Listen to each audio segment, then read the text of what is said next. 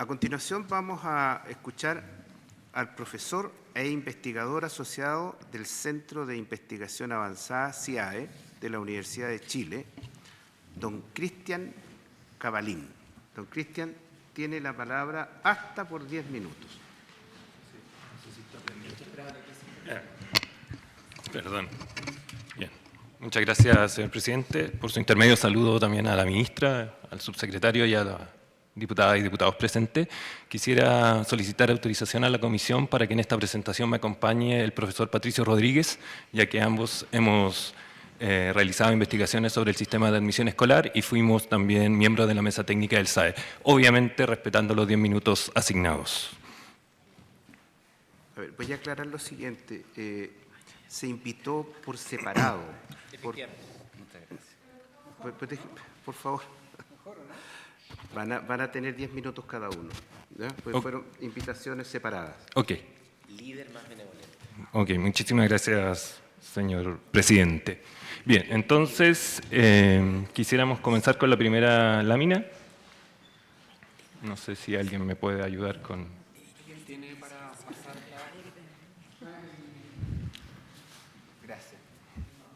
El mouse.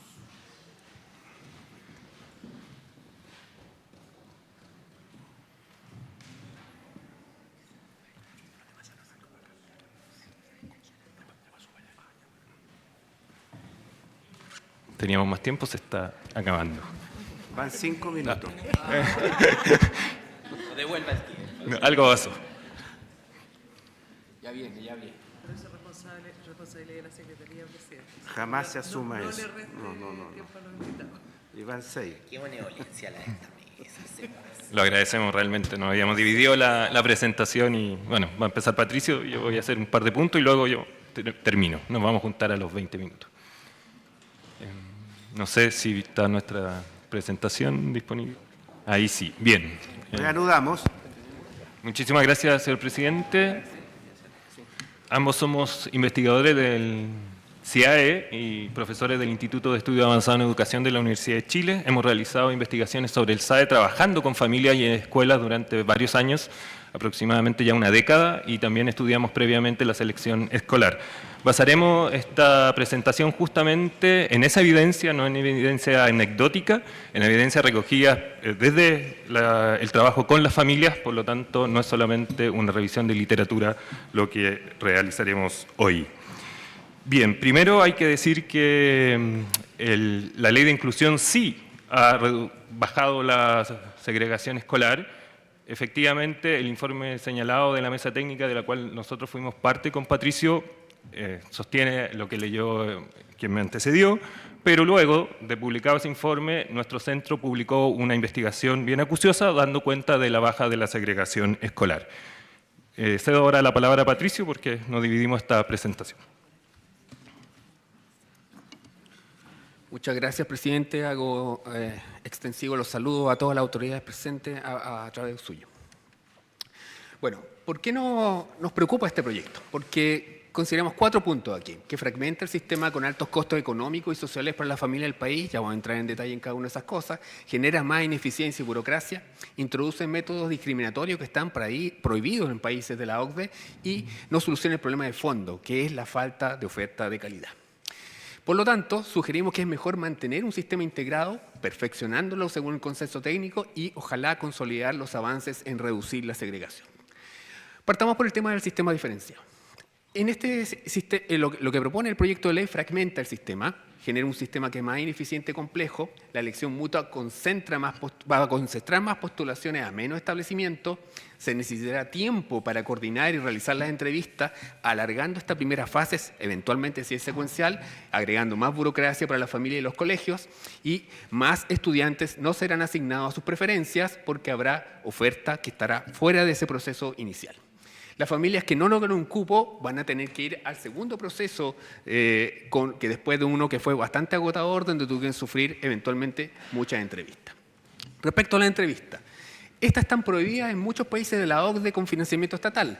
Por ejemplo, en Estados Unidos, España, Finlandia, Francia y el Reino Unido. ¿Por qué? Porque se consideran un filtro subjetivo que atenta contra la igualdad de oportunidades. Generan discriminación, ampliamente comentado en la literatura, antes incluso de la implementación de la Ley de Inclusión Escolar, e incluso cuando hay normas que la regulan, porque tienen sesgos de distintos tipos. Sesgo de identidad y demográfico, de clase social y cultura, apariencia física y de proceso. Además, estas entrevistas cuestan tiempo y dinero para las familias. Por ejemplo, en los colegios sobredemandados deberían haber 852.139 entrevistas si consideramos solamente estos establecimientos que son demandados en las 3 primeras preferencias. 3 horas por entrevista, con 2 horas al día de ida y vuelta y de viaje, más 1 hora en el proceso, significa que si uno valoriza eso, un costo de 3.295 pesos, que es el costo del salario mínimo, sería que esas 852.139 postulaciones que requieran entrevista, básicamente costarían al país 8.423.394.015 pesos. Eso significa que hay 9 millones de dólares que sería el costo, que significaría que todos los establecimientos seleccionaran la entrevista. Entonces, uno debería preguntarse, o alguien puede decir, ¿cuál es el costo que el país se ahorra teniendo el SAE? Bueno, esos 9 millones de dólares que eventualmente se gastan en el proceso de las familias que son un impuesto a las mujeres trabajadoras principalmente, dado que más del 80% de las familias toman las decisiones respecto al hogar, y adicionalmente tenemos un cierto porcentaje, porque si ustedes se fijan, esas 418.615 familias que buscan un cupo lo hacen en 336.000 vacantes. Eso significa que, terminado esta fase, 19,7%, simplemente porque no cuadra la suma, no van a quedar asignadas en la elección mutua. Eso significa que, si uno lo compara con los resultados del SAE, el 7,3% no quedaba asignado en etapa regular y ahora vamos a tener que, básicamente, casi el triple de familias no van a quedar asignadas en la etapa primera de elección mutua en el SAE. Otra cosa que tiene deficiencia este proyecto es que no busca crear mayor oferta de calidad. La fuente principal de la frustración de las familias es que no quedan en los colegios que ellos eligen. ¿Y por qué no quedan en los colegios que ellos eligen? Porque esos cupos son reducidos. No propone políticas de mejora de los establecimientos en los territorios o niveles con mayor sobredemanda, y lo que hace el proyecto eventualmente es, existiendo esta sobredemanda, le entrega a esos colegios un privilegio para escoger a sus estudiantes con una definición muy amplia. Que tengan más postulantes que vacantes en todas las preferencias es una definición muy amplia, y eso hace que básicamente el 30% de los establecimientos sean sobredemandados. Y la calidad no es un problema que resuelve el sistema de admisión. El SAE actual, y eventualmente el sistema que lo suceda, así que así lo define este país, no solo trata de asignar en base a las preferencias, de la familia y los criterios obligatorios, pero no puede crear nuevas vacantes ni menos vacantes de calidad. Sin aumentar la oferta de calidad, con cualquier sistema se concentrarán las postulaciones en pocos colegios. El 90% de las postulaciones que se realizan a un colegio con sobredemanda. Y por lo tanto, cualquiera sea el sistema, si no aumentamos la oferta de calidad, vamos a tener siempre este mismo problema. Nuestra propuesta tiene que ver con mejorar lo que ya existe. Se hicieron una serie de recomendaciones en la mesa técnica en la cual participamos Cristian, Silvia y también la ministra aquí presente, y yo me voy a concentrar en algunas respecto a lo que podría significar desconcentrar este cuello de botella que está relacionado a la sobredemanda. Hay 10, en este caso, recomendaciones que hace la mesa técnica, y yo me voy a concentrar, básicamente, nos vamos a concentrar en esa presentación en esos 5. Nuevos criterios de priorización obligatoria en el proceso de asignación, el fortalecimiento de los proyectos educativos, la usabilidad legislativa del sistema, la continuidad de las trayectorias educacionales y mejorar el reconocimiento oficial e infraestructura.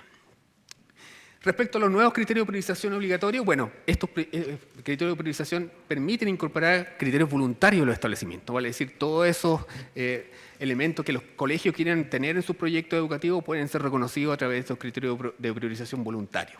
El fortalecimiento de los proyectos educativos, el hecho de que existan reuniones que permitan generar instancias que favorezcan la adhesión de las familias, hace innecesario que existan las entrevistas. Las familias van a poder, yo creo que hubo un exceso de celo en la regulación anterior, de que las familias pudieran ir a visitar a los colegios y hubieran puertas abiertas y que pudieran conocer los proyectos educativos de cada establecimiento.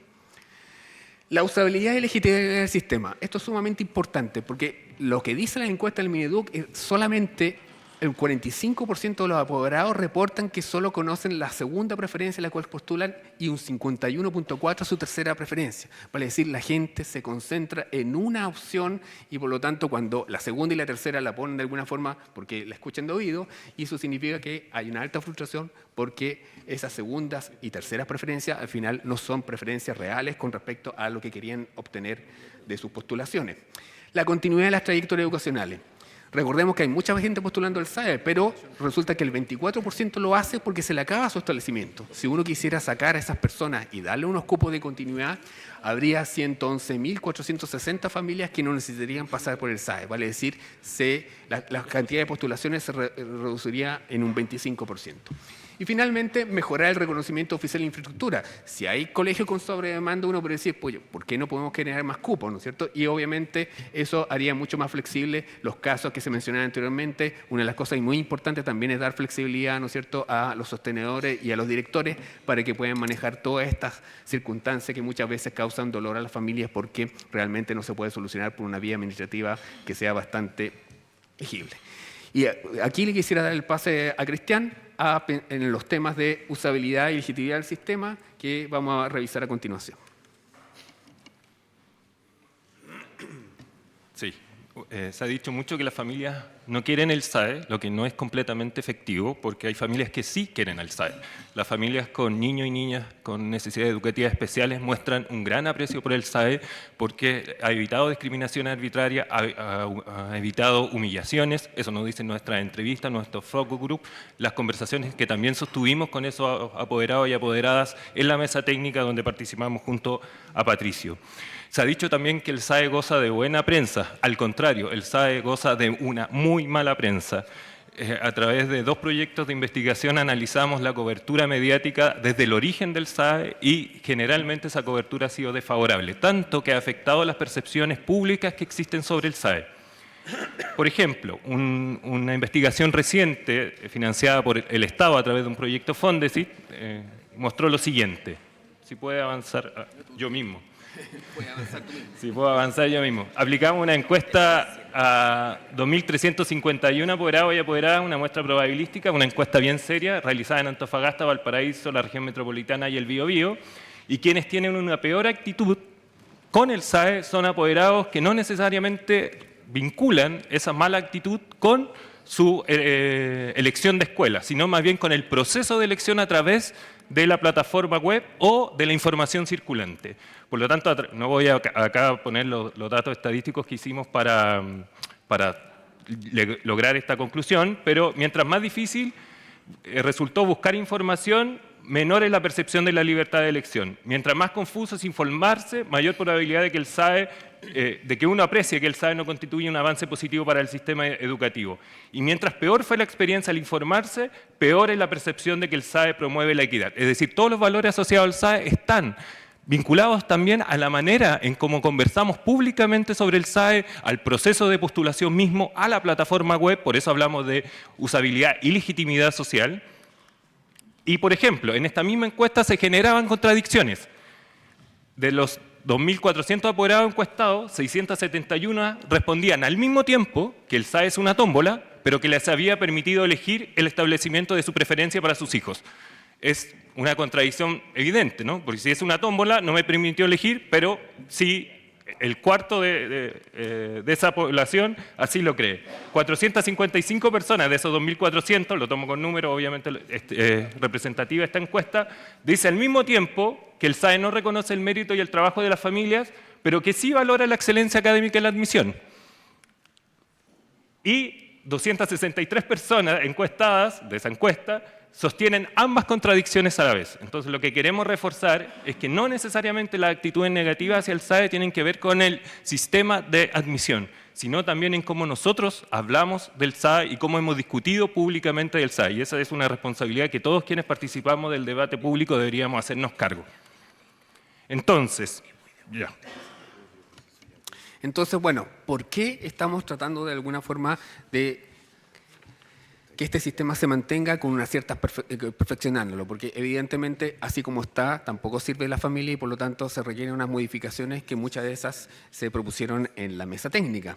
Y es porque sí el SAE sí tiene efecto en la segregación escolar. un panel nacional. Lo invito a una presentación que va a hacer el investigador Juan Pablo Valenzuela el lunes a las 11 horas en la Casa Central de la Universidad de Chile, donde va a mostrar esta investigación que permite aislar el efecto de políticas sobre la segregación, y estas políticas evidencian que las escuelas con la ley CEP son menos segregadas, que las escuelas con más estudiantes que ingresan con SAE también son menos segregadas, que las escuelas con copago son más segregadas, especialmente en aquellas de copago alto, y la CEP y el SAE son más efectivos mientras mayor es el copago. Esta propuesta amenaza estos avances en reducir la segregación escolar. Esta es la segregación escolar medida en base al año 2002, y podemos ver que aumentó hasta el año 2008, donde se empieza a implementar la ley CEP, se mantiene relativamente constante hasta el 2015, donde se empieza a crear, donde se crea la ley de inclusión y empieza a bajar sostenidamente de 2017 en adelante. Eso significa que hay una baja de 16.4 puntos porcentuales respecto a la segregación que había el 2002. Esta es una reversión histórica de la segregación. Tras un alza, ¿no es cierto?, que les comenté, disminuye sostenidamente, y esto es algo inédito a nivel internacional. Esta caída se explica principalmente por una disminución de la segregación, principalmente en los establecimientos particulares subvencionados. Mayor disminución de la segregación se observa en los grupos socioeconómicos más vulnerables, tanto en cuarto básico como en segundo medio. Y por lo tanto se requiere más manija, no solamente el SAE es lo que va a permitir disminuir la segregación escolar, sino también se necesitan otras políticas como la eliminación definitiva del financiamiento compartido y también ciertas políticas de inclusión en el sector particular pagado que no lo estamos manejando a través del SAE. Por lo tanto, la segregación escolar sí importa, y sí importan los avances en la reducción que hemos tenido últimamente. ¿Por qué? Porque la integración social beneficia a todos los estudiantes, desarrolla habilidades para convivir y comunicarse en contextos diversos, reduce la disposición a los estereotipos y fortalece la responsabilidad cívica.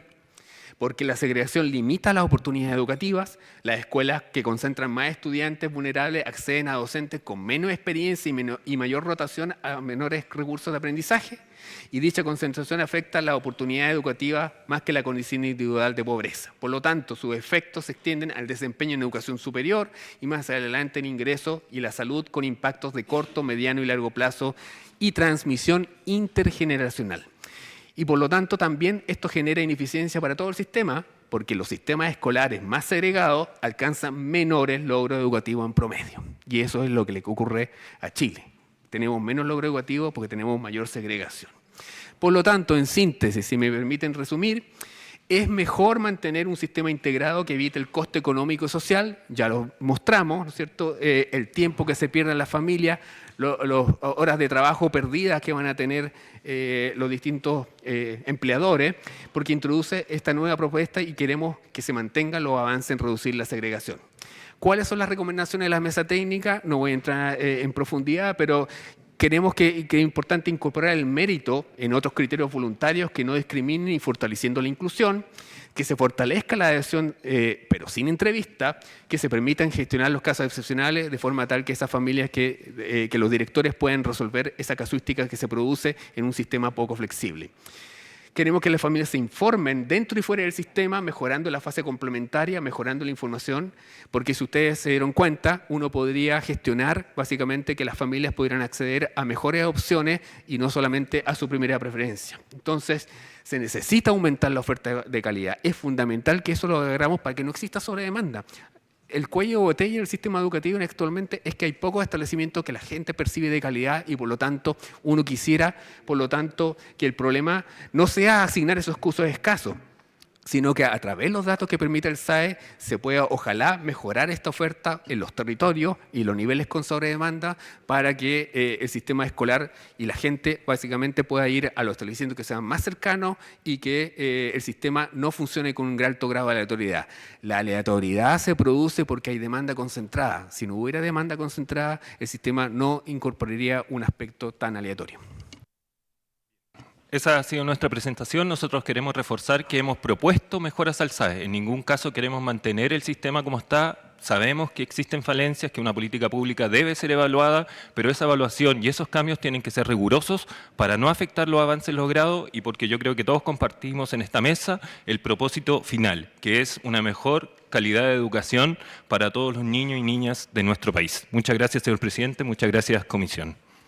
simplemente establecimientos que imparten una determinada religión o que tienen y poseen ciertos símbolos religiosos en sus dependencias. Los colegios confesionales son comunidades educativas construidas sobre una filosofía que se hace cargo de entender el mundo desde una cosmovisión, una visión propia del ser humano, una propuesta ética, un sentido de trascendencia y un modo particular de comprender la formación integral de los estudiantes. Y por lo anterior, es que podemos declarar que en un establecimiento confesional la dimensión religiosa no es secundaria, sino constitutiva. Forma parte del proyecto educativo institucional que hoy queremos defender, de la convivencia escolar, del vínculo familia-escuela, de la formación valórica, ética y del modo en que se entiende la educación como un proceso integral. Por ello, sostener que un colegio confesional no puede priorizar a las familias que libre y conscientemente adhieren a ese proyecto equivale, presidente, y por su intermedio a los presentes, en la práctica a vaciar de contenido su propia identidad. Se le reconoce formalmente una confesionalidad, el Estado lo hace, pero se le impide resguardar las condiciones mínimas para desarrollarla coherentemente. Defender la confesionalidad de los colegios no es defender un privilegio corporativo, es defender la libertad de las familias, la diversidad auténtica del sistema escolar y el derecho de las comunidades educativas a existir con una identidad real y no meramente simbólica. Un Estado democrático no debe temer a las convicciones profundas de sus ciudadanos cuando éstas se expresan pacíficamente en sus proyectos educativos.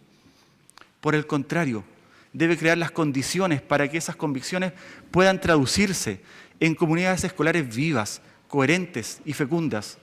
Si de verdad queremos un sistema educacional plural, inclusivo y respetuoso de los derechos fundamentales, debemos permitir que la confesionalidad no sea solo etiqueta, sino una característica protegida, eficazmente por el orden jurídico, también en materia de admisión escolar. Doy la palabra a nuestro asesor jurídico. Buen día, presidente, y por su intermedio a todos los presentes. Continuando en la misma línea argumentativa, es muy importante para nosotros hacer énfasis en cuanto al derecho preferente de los padres y el deber de cuidar a sus hijos. Este es un derecho que no debe ser simplemente una declaración abstracta. Debemos traducirla en condiciones institucionales reales para las familias para que éstas puedan elegir establecimientos con la formación en consonancia con sus convicciones. Si una familia desea para sus hijos una educación confesional, cualquiera sea esta, es una opción que debe tener eficacia real. Y para que la tenga, el sistema debe permitir que ésta exista en correspondencia con el proyecto educativo del establecimiento y la voluntad expresada de la familia. De lo contrario, esta libertad se convierte en una promesa vacía y el colegio conserva su nombre, pero pierde la capacidad práctica para convocar, articular una comunidad educativa coherente. Entendemos que la base jurídica fundamental está consagrada en el artículo 19, número 11, asegurando la libertad de enseñanza, incluyendo el derecho a abrir, organizar y mantener establecimientos, pero no solo para el sostenedor, sino que es un correlato del derecho de los padres también a escoger el establecimiento para sus hijos.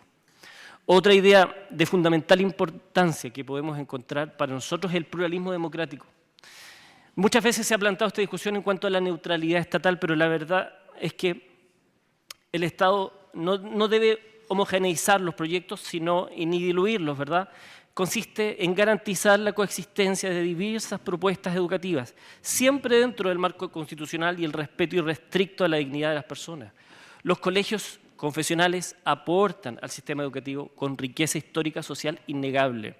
Han sido actores relevantes en la expansión de la educación, en la formación de generaciones de estudiantes y la promoción de virtudes cívicas y de responsabilidad y solidaridad.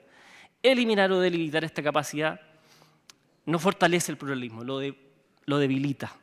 Un sistema verdaderamente plural no trata de modo idéntico a los proyectos distintos, sino que reconoce sus particularidades. Pero queremos ser más enfáticos aún.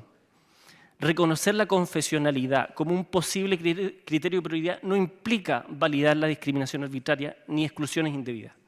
Implica permitir que en establecimientos de identidad religiosa explícita se pueda otorgar preferencias a estudiantes cuyas familias manifiestan esa adhesión y ese compromiso. La confesionalidad en el fondo es un criterio que puede ser tan objetivo y razonable como el de los hermanos, porque busca la continuidad del proyecto de la vida familiar y la coherencia educativa. No se trata de seleccionar por capacidades económicas, origen social, se trata de reconocer una afinidad objetiva y voluntaria entre las familias y el ideario del establecimiento. En otras palabras, no estamos hablando de privilegios, sino de coherencia institucional. Del mismo modo en que se reconoce la especificidad, tanto en distintos proyectos educativos bajo ciertas condiciones, con mayor razón debemos considerarla para los proyectos confesionales.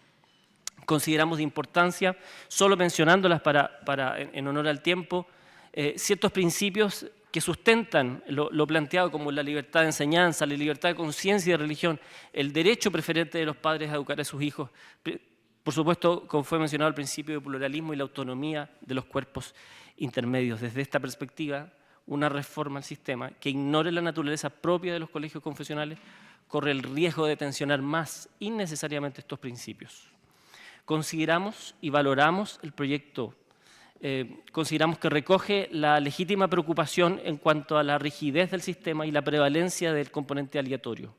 Así también el mecanismo de elección mutua que permite acercar a la realidad la adhesión al proyecto educativo.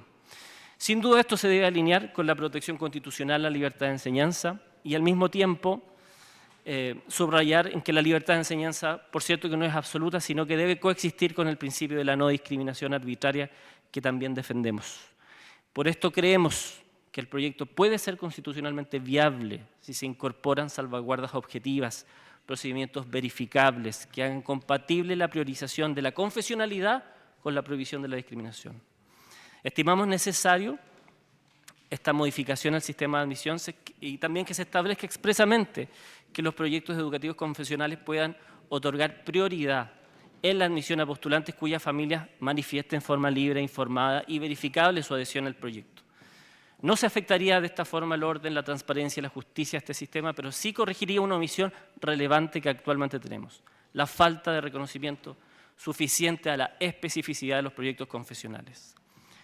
Creemos como elementos de importancia la acreditación objetiva y la protección a la intimidad, los límites porcentuales y proporcionales, por cierto, los procedimientos claros y medidas cautelares también necesarias. Y para finalizar, solamente concluir en lo que también el proyecto manifiesta, que tiene que ver con la posibilidad de considerar la postulación a través de establecimientos del mismo sostenedor. Pero para evitar que esta adhesión sea una evaluación subjetiva, se debe también transformar en un sistema de puntaje basado con acciones objetivas.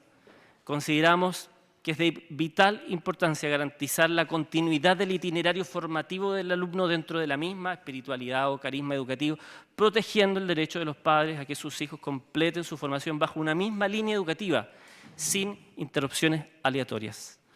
Nosotros mantenemos que la incorporación de todas estas propuestas deben ser en base a el respeto a los principios de la no discriminación.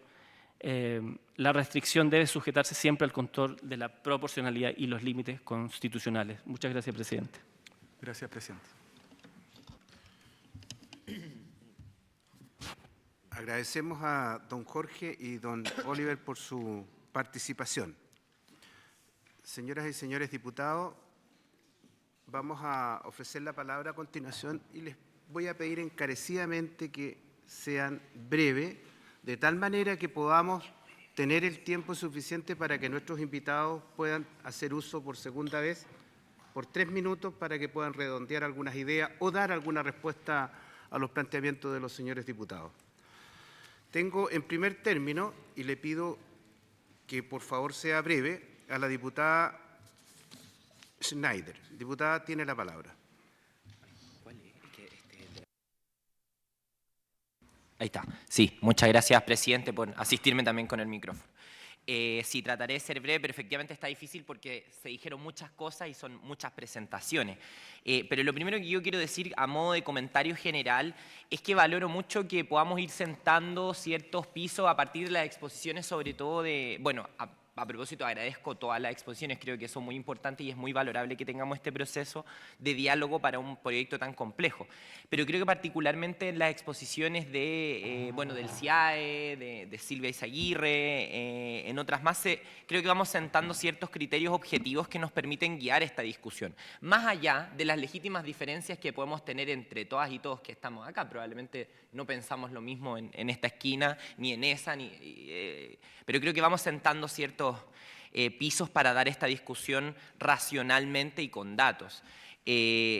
Hay un punto en el que me quería detener primero, presidente, y que creo que se tocaba también en la exposición de nuestra invitada Silvia Izaguirre y también en la de Libertad y Desarrollo, donde se hablaba respecto al tema, en el fondo, de que el proyecto de ley excluiría, en el fondo, la aplicación del SAE para establecimientos con sobredemanda. Y eso, ¿cómo sería finalmente, creo yo, dejar sin aplicación el sistema? Porque si el algoritmo solo se aplica para establecimientos, o en el fondo la racionalización de todo el proceso se aplica solo para establecimientos donde hay igual cupo que igual demanda, bueno, ¿qué sentido tiene? Creo que en ese sentido concuerdo mucho con que este proyecto de alguna manera deja fuera la fortaleza y las cosas positivas del SAE. Respecto a lo que decía nuestro invitado director de La Reina, yo concuerdo con algo que decía. Por cierto, la autoridad directiva hay que fortalecerla, pero no creo que eso se logre vía la habilitación de discrecionalidad o arbitrariedad para la selección. Sí creo que hay que darle flexibilidad, y eso está en el acuerdo de la mesa técnica del gobierno pasado, de darle cierta flexibilidad a los directores. Pero yo creo, por ejemplo, si queremos fortalecer la autoridad directiva, bueno, tengamos de una vez por todas una carrera directiva, digamos, que me parece que es algo que la ministra en alguna entrevista por su intermedio presidente también comentó que estaba de acuerdo, y creo que es algo en lo que podríamos construir una reflexión, ¿no? Creo además que es importante señalar algo que ha dicho en varias oportunidades el diputado Santana, ¿no? Que efectivamente la demanda de cupos en los establecimientos educacionales viene a la baja. Esto se explica, y creo que hay que tomar en cuenta criterios como la tasa de natalidad, pero también la migración, para pensar y proyectar la demanda en la educación. No podemos pensar que la matrícula va a crecer permanentemente al margen de estos fenómenos, porque son fenómenos que inciden directamente en ello, ¿no? Entonces creo que hay que incorporarlo, y nosotros lo sugerimos, por ejemplo, en el proyecto de demanda insatisfecha. Fue bien recibido por el Ejecutivo, más no así por las bancadas oficialistas. Dicho sea de paso, esa disonancia no la entiendo, pero más bien fue así. Creo que además quiero referirme a algo que salía en la cuenta, presidente, que ojalá todas y todos puedan revisar, que son propuestas que enviaron para perfeccionar el SAE desde investigadores y personas que han participado en este debate, que son Gonzalo Muñoz y Cristian Beley. Entiendo Gonzalo también será invitado a esta comisión para este tema.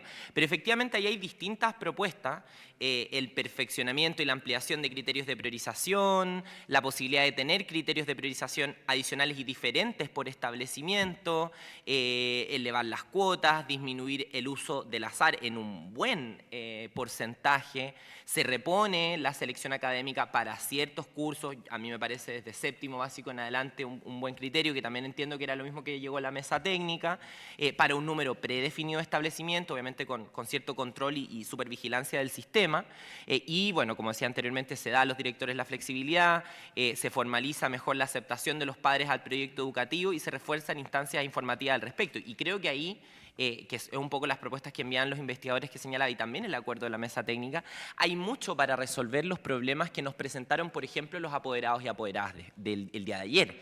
Y que en general me imagino que todas y todos hemos recibido.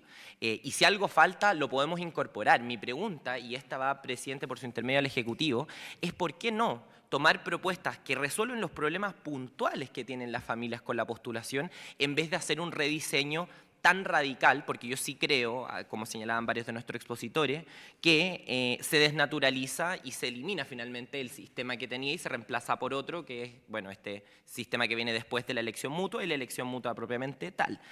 Me quiero detener también en el tema de la desconcentración, que señalaba por su intermedio, presidente, la invitada Silvia Izaguirre. Creo que el tema de la desconcentración es precisamente algo que también, o sea, de la concentración concentración y la desconcentración de la demanda, un punto clave, como decía ella, pero es algo que también le hemos dado vuelta en muchas comisiones y que yo invito a que también tengamos como una comunicación clara en el sentido de decir, este proyecto no va a resolver el problema de que siempre va a quedar alguien descontento cuando hay sobredemanda, ¿no? Esto no va a resolver que no hayan suficientes cupos deseables para las familias para efectivamente darles una respuesta. Entonces, creo que esa es una discusión que tenemos que ser todas y todos muy honestos, que es otra que la tenemos que dar, que yo estoy disponible a darla y creo que hay que darla. Y por cierto, eso sería relevante que lo abordemos elevando el estándar del sistema, de los establecimientos, y eso, bueno, espero que ahí el Ministerio de Educación también lo tome. Presidente, para ir cerrando, sí, lo sé, presidente. Valoro su paciencia y su benevolencia siempre. Me llamó mucho la atención el dato que daban desde el CIAE, de nuestros investigadores del CIAE, que señalaban lo poco eficiente y caro que son las entrevistas como criterio. O sea, me impresionó. 9 millones de dólares en horas laborales. O sea, un gobierno que ha dicho que quiere hacer eficiente el gasto público, abriendo la puerta a un gasto, porque estamos hablando de establecimientos financiados por el Estado de una u otra forma, me parece que no responde a eso. Y para finalizar, y esta pregunta sobre todo para nuestros invitados de esta zona, digamos, preguntarles si creen que efectivamente, explícitamente, porque igual lo insinuaban en su presentación, si creen que efectivamente lo mejor es... Porque creo que aquí hay dos caminos para la discusión. Yo lo decía ayer cuando recibíamos a apoderados y apoderadas, y creo que hablo por todos y todas acá, que todos estamos de acuerdo en que el SAE necesita cambios, necesita mejorarse. La herramienta tiene que ser mejor, hay deficiencias. Estamos de acuerdo en ese diagnóstico. La pregunta es qué camino tomamos. El gobierno ha tomado un camino de terminar con el SAE como lo conocemos y tener otro sistema desnaturalizado con otras lógicas, que es menos eficiente y que además, creo yo, habilita situaciones como las que mencionaba Educación 2020 de la solicitud de antecedentes familiares, que no se entiende que se elimine la prohibición de solicitar antecedentes familiares. Y no he tenido una respuesta en todas estas sesiones que lo he dicho razonable del gobierno. Entonces, mi pregunta va en lo concreto. ¿Cuál es el mejor camino para abordar los problemas concretos que tienen los establecimientos educacionales? ¿Un sistema nuevo de cero, con otra lógica, o perfeccionar lo que ya tenemos? Yo creo que los datos son bastante elocuentes en eso. Solo para cerrar, presidente, me quiero quedar con una reflexión de algo que decía hace algunos, o me parece que ayer, por su intermedio, el subsecretario, que decía que la voz de los académicos iba a decir que los padres y apoderados no saben usar el sistema. ¿Y que esa iba a ser la respuesta de ustedes? Yo creo que la respuesta que ustedes dieron es harto más compleja. Y valoro la voz técnica, no la miro con desdén. Entonces, por eso me gustaría ustedes, a partir del conocimiento que tienen también del aula, no solamente encerrados en una torre de marfil, sino también del aula, cuál camino sería más eficiente para dar esta discusión en la que todos estamos disponibles a mejorar. Eso es todo, presidente. Muchas gracias. Gracias, diputada.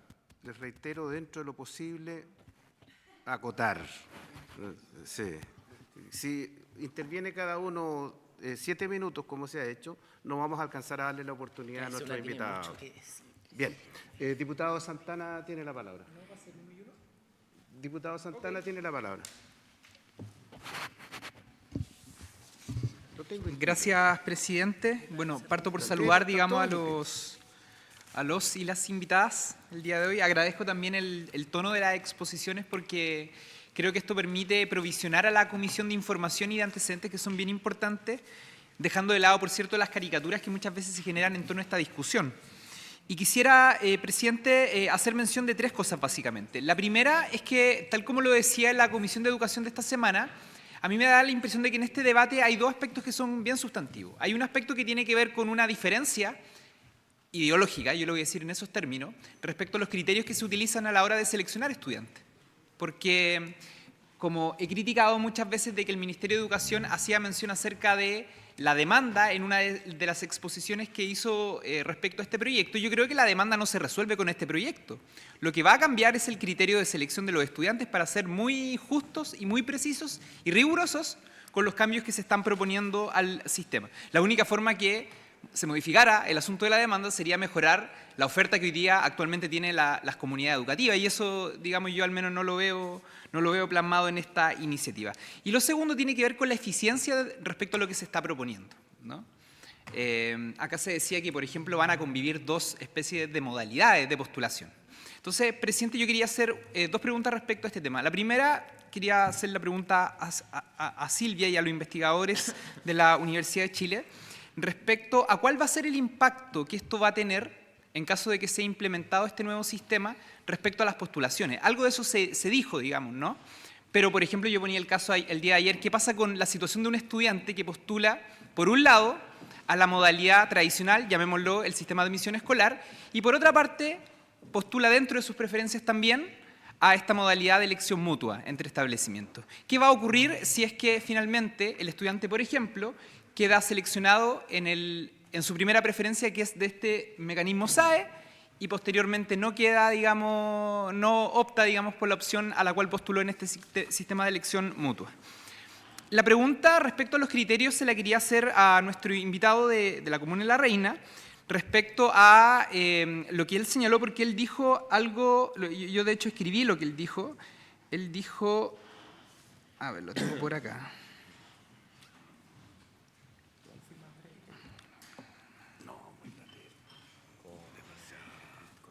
No es razonable, esa fue la palabra que usted ocupó, no es razonable pedirle a una familia que asista a un establecimiento con una formación o un proyecto educativo, por ejemplo, francés, a un estudiante, digamos, que no, digamos, tiene esa habilidad. O sea, claro, yo puedo entender, digamos, lo que hay detrás de eso, pero lo que subyace a ese juicio a mí me parece una cuestión bien preocupante, porque si fuese por eso, finalmente el destino de la trayectoria educativa de cada persona estaría sujeta a la realidad social que tiene, porque, o sea, antecedentes que vinculan la historia, los antecedentes, la carga social y cultural de las familias con la educación, eso está más que comprobado. Entonces mi pregunta, dado que lo que yo entiendo que subyace a ese juicio es: cada persona podrá postular a un proyecto educativo en la medida que cumpla con las exigencias, no solamente ideológicas, sino que también de preparación para poder asistir a ese proyecto educativo. A mí me parece que eso desdibuja por completo el sentido que tiene la educación pública, o al menos como yo entiendo la educación, ¿no? La educación yo entiendo que es una forma, es el camino que tienen las personas, que tiene el Estado en este caso, para poder enmendar y cambiar la trayectoria de vida que tienen las personas, no para reproducirlas. Entonces quería a lo mejor pedirle que pudiese acentuar, profundizar en ese juicio que ha realizado. Y lo tercero, presidente, para sujetarme a los tiempos que usted ha planteado, tiene que ver con algo que yo he mencionado reiteradamente en la comisión. Lo traje ahora en esta ocasión en papel, ministra, subsecretario, por su intermedio, presidente. Este es el Centro de Estudio del Ministerio de Educación. Miren, yo le voy a mostrar esta tablita que muestra la matrícula de los últimos 10 años en el sistema. ¿Y qué es lo que muestra esta matrícula? Que el año 2021 el sistema tenía 3.626.000 estudiantes. El año 2022, 3.644.000 estudiantes. El 2023, 3.631.000 estudiantes, ministra, subsecretario. El 2024, 3.582.000 estudiantes. Y el 2025, 3.541.000. Es decir, ha habido una baja de 41.000 estudiantes el año 24-25, de 49.000 estudiantes el año 23-24. Y así, hay un problema evidente de la matrícula que va sostenidamente a la baja. Y yo en esto he sido crítico no solamente con esta administración, señor presidente. Cuando el ministro Cataldo, al término de la administración pasada, presentó un proyecto para disminuir la exigencia de ingreso a las carreras de pedagogía, yo rechacé ese proyecto aún a pesar de que fuese un proyecto presentado por mi gobierno, porque consideré que era un despropósito formar más profesores, no concentrarse en aquellos que hoy día están en el sistema precisamente para mejorar los proyectos educativos que tiene el sistema. Estuve en contra del proyecto que se presentó en materia de apertura de colegios particulares subvencionados, porque uno no entiende cómo, existiendo oferta educativa en el sistema público, que hay que mejorar, por cierto, lo que hace el Ministerio de Educación frente a una situación en donde la matrícula va a la baja es aperturar o facilitar la apertura de colegios particulares subvencionados. Y por eso es que también no me parece, presidente, que se ponga en la mesa, en medio de esta discusión, el problema de la matrícula o de la oferta como un problema. O sea, si somos rigurosos con lo que está diciendo el propio Centro de Estudio del Ministerio de Educación, ministra, subsecretario, lo que tenemos como antecedente es que la matrícula en general en la educación y producto de los problemas de natalidad que son conocidos por todo en nuestro país, va sostenidamente a la baja. Entonces parece bien preocupante de que la labor que está cumpliendo hoy día el Ministerio de Educación sea aperturar, abrir más competencia y no preocuparse de la infraestructura, de la realidad, de las condiciones que hoy día tiene el sistema educativo. Eso me parece completamente irracional y que no tiene ningún sentido lógico para los propósitos que debiese tener la educación pública en Chile. Gracias, presidente. Gracias, diputado Santana. A continuación le ofrezco la palabra a la diputada Serrano. Muchas gracias, presidente. Me excuso si modulo un poco mal, pero venía de un procedimiento médico, pero no quería dejar de estar en esta comisión tan importante. Lo primero, creo que también es relevante agradecerle las conclusiones a la mesa técnica. Una mesa técnica que fue convocada a raíz de un acuerdo del Congreso Nacional. Y eso fue un acuerdo que hicimos sobre todo para la ley de presupuesto, y uno esperaría que si hay una convocatoria o una mesa técnica pedida por todos los sectores políticos, al menos tomáramos en cuenta sus consideraciones. Y creo que es esencial, al menos la presencia de ustedes también en esta discusión de SAE. Yo voy a ser bastante breve, presidente, porque me gustaría escuchar a nuestros invitados. Y en ese sentido creo que hay algo que a mí me parece que es bien importante y que podamos despejarlo dentro de esta discusión. El día de ayer yo sostuve como una tesis dentro de esta discusión, es que acá lo que se está presentando no es una modificación al SAE, sino más bien es una contrarreforma. Y al menos hay opiniones todavía encontradas en esta comisión, y al menos escuchar también, aparte de nuestros expositores, me gustaría también que ellos pudiesen profundizar por qué consideran al menos que este mecanismo de elección mutua no contemplaría entonces una modificación al SAE, sino que está distorsionando el sistema y por tanto podría abrir nuevamente la apertura a la selección indiscriminada. Y en ese sentido, si nos pudiesen ayudar e ilustrar de mejor manera, ¿esto es realmente solo un sistema? Porque nosotros lo hemos sostenido. O sea, nosotros creemos que el sistema de elección mutua, uno le podrá poner sistema arriba y después dos subsistemas operando, pero para que exista un sistema arriba y dos subsistemas operando, al menos tienen que dialogar. Y nosotros al menos no hemos considerado que finalmente estos dos subsistemas dialoguen. Entonces, si también nos pudiesen ilustrar de mejor manera, ustedes que son expertos en materia educativa y que pueden ilustrar de mejor manera a los parlamentarios y parlamentarias. Por otra parte, presidente, y ahora como último, harto se ha discutido del rol del sostenedor en la selección del estudiante. Estaríamos diciendo que el estudiante hoy día no estaría eligiendo un establecimiento educacional, sino que con este proyecto de ley nuevamente el sostenedor puede volver a escoger al estudiante. Y se ha hablado sobre todo del concepto de generar adhesión al proyecto educativo, que entiendo también que fue uno de los temas que se incorporaron como la discusión de la mesa técnica, y donde, claro, es mucho más difícil poder conseguir un criterio uniforme, pero a mi parecer, y en eso también si nos pueden ilustrar de mejor manera, ¿ustedes consideran que realmente los mecanismos de entrevista son los únicos para generar, o al menos si nos pudiesen ilustrar otros más, para generar una adhesión al proyecto educativo? Porque al menos lo que nosotros consideramos, o al menos lo que considero yo, de lo que está en el proyecto de ley es que se podría abrir una discrecionalidad donde el sostenedor vuelva a seleccionar al estudiante. Y por último, y como parte de las reflexiones, a mí lo que me queda claro también de las exposiciones es que el problema no está en el algoritmo, o como algunos le han hecho la mala fama de la tómbola, sino que tiene que ver con las condiciones de la oferta educativa. Y lo que me queda muy claro y que nos dice nuestra expositora Silvia Aguirre es que el SAE no viene a solucionar los problemas de la oferta educativa, sino más bien es parte de un reflejo y al menos es lo que ofrece y lo que está dentro del sistema. Entonces, ahí como reflexión final, SAE no viene a solucionar todo el problema, al menos que consideramos que existe en educación pública, que existió en los colegios particulares subvencionados, sino que es parte del reflejo de. Y yo creo que más que algunos parlamentarios se peleen con un algoritmo, deberíamos concentrarnos principalmente en cómo promovemos políticas públicas que puedan mejorar la oferta educativa existente, no abriendo otra, sino mejorar la existente. Eso, presidente, muchas gracias. Gracias, diputada Serrano. Le ofrezco la palabra al diputado Neumann. Diputado, tiene la palabra.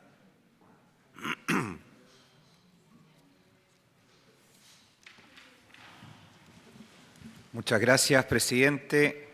Saludar a la ministra, al subsecretario, a los colegas presentes y sobre todo a los expositores, agradecerles profundamente por sus presentaciones. Quiero partir destacando las cosas que yo creo que ya en varias sesiones discutiendo este proyecto más o menos hay consenso o hay posiciones de acercamiento evidente. Yo creo que es evidente que tenemos que recuperar la legitimidad del sistema de admisión escolar. Las familias lo sufren, no están contentas, no hay sentido de justicia. Hay un problema, digamos, que hay que resolver y yo creo que eso es una primera cosa que quiero dejar sobre la mesa porque incluso ha sido reconocido y lo valoro por la oposición. Sería bueno que ese reconocimiento de falta de legitimidad lo hubieran podido tener un poco antes y no haber pasado 10 años con la tómbola, pero se agradece que al menos a estas alturas se esté reconociendo transversalmente que este sistema tiene un problema. Creo que el problema y la falta de legitimidad del SAE tienen en su origen la lógica de desconfianza en las comunidades educativas. Se presume mala fe por parte de la comunidad, se presume un sesgo, se presume la apertura a manipulación. Hay algunas incluso presentaciones que se hicieron acá que incluso presumían que en virtud de la ignorancia de los apoderados se podían generar problemas, que podía haber manipulación por parte de los medios, en fin. Evidentemente el sesgo, evidentemente la manipulación son problemas. Pero creo que cuando esos problemas se consideran como regla general y no como excepción a la regla, justamente desarrollamos un problema como el que desarrollamos hace 10 años, que parte presumiendo mala fe en la comunidad educativa y parte desde la presunción de que cualquier proceso de selección, a partir de esa presunción de mala fe, va a ser discriminatorio. Y yo creo que eso es un error. Yo creo que selección no es lo mismo que discriminación arbitraria. Y creo que esas dos palabras tenemos que tenerlas muy presentes porque finalmente la tómbola igual selecciona al azar, pero hay selección. La selección, también tomando algo que se dijo en una de las exposiciones, tampoco es un privilegio del establecimiento educativo. La selección es consecuencia de la libertad de enseñanza, que como contenido esencial tiene la posibilidad de desarrollar proyectos educativos con identidad y por lo tanto la selección es un mecanismo legítimo para desarrollar proyectos educativos diversos. Y esa facultad, más que ser un privilegio del colegio, es un derecho de los padres. La libertad de enseñanza, 19 número 11, es una consecuencia del derecho preferente de los padres a elegir la educación de sus hijos, 19 número 10. Y porque los padres tienen el derecho a elegir la educación de sus hijos, bueno, hay proyectos educativos diversos, con identidad. Y la selección no es per se mala y el establecimiento no discrimina arbitrariamente per se. Creo que aquí el equilibrio y la esencia de la discusión está, y lo dijeron los últimos expositores, en cómo hacemos efectiva esa libertad de enseñanza, ese derecho preferente de los padres a elegir la educación de su hijo en base a proyectos diversos que pueden seleccionar, mientras esa selección no sea arbitraria. O sea, el equilibrio entre el 19 número 11 y el 19 número 2. Y ahí es donde están mis preguntas hacia todos los expositores, porque hay algunos que propusieron un catálogo no vinculante de criterios, Educación 2020 propuso también criterios que podían ser más vinculantes. Yo creo que el elemento más delicado de nuestra discusión es cómo resguardar que los protocolos de selección de los establecimientos, presumiendo buena fe y no mala fe, no impliquen arbitrariedad en la selección. Y esto, y lo dijo muy bien Educación 2020, evita la arbitrariedad, que sería un problema legal y constitucional, y le da certeza jurídica, que creo que es la base del sistema que tenemos que construir, porque si estamos todos de acuerdo que el sistema hoy día tiene un problema de legitimidad, bueno, es difícil construir esa legitimidad si no le damos certeza jurídica a este proyecto en base a resguardarnos de la discriminación arbitraria. Y hay un elemento adicional por el cual yo creo que es importante llegar a este equilibrio, que es que si nosotros no damos resguardos suficientes para que se evite la selección arbitraria, le pongo el apellido, el problema no es la selección, es la arbitrariedad, se nos va a generar un problema ex post de judicialización excesiva. Los papás, que con todo el derecho del mundo, al sentirse perjudicados en un proceso de selección que no les da los resguardos suficientes para verlo sentido objetivo, no discriminatorio, van a recurrir de protección por discriminación arbitraria. Por lo tanto, por tratar de resolver un problema de legitimidad que viene de una posición ideológica que desconfía en las comunidades educativas y presume que siempre la selección va a ser arbitraria, vamos a estar pasando un proceso de discrecionalidad que puede incluso derivar en judicialización excesiva. A partir de esta reflexión, mi pregunta hacia todos los expositores es ¿cómo logramos este equilibrio?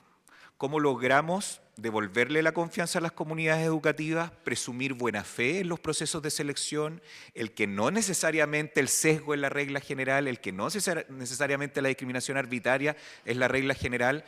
¿Cómo equilibramos esa discrecionalidad tan necesaria para el ejercicio de la libertad de enseñanza y la existencia de proyectos educativos diversos con, evidentemente, el poder evitar que esa discrecionalidad termine en arbitrariedades que afecten la certeza jurídica, que afecten la legitimidad de este nuevo sistema que estamos construyendo y que además nos lleven a una judicialización excesiva de padres que si no sienten que la selección fue justa, evidentemente tienen todo el derecho a recurrir a los tribunales de justicia. Eso, muchas gracias.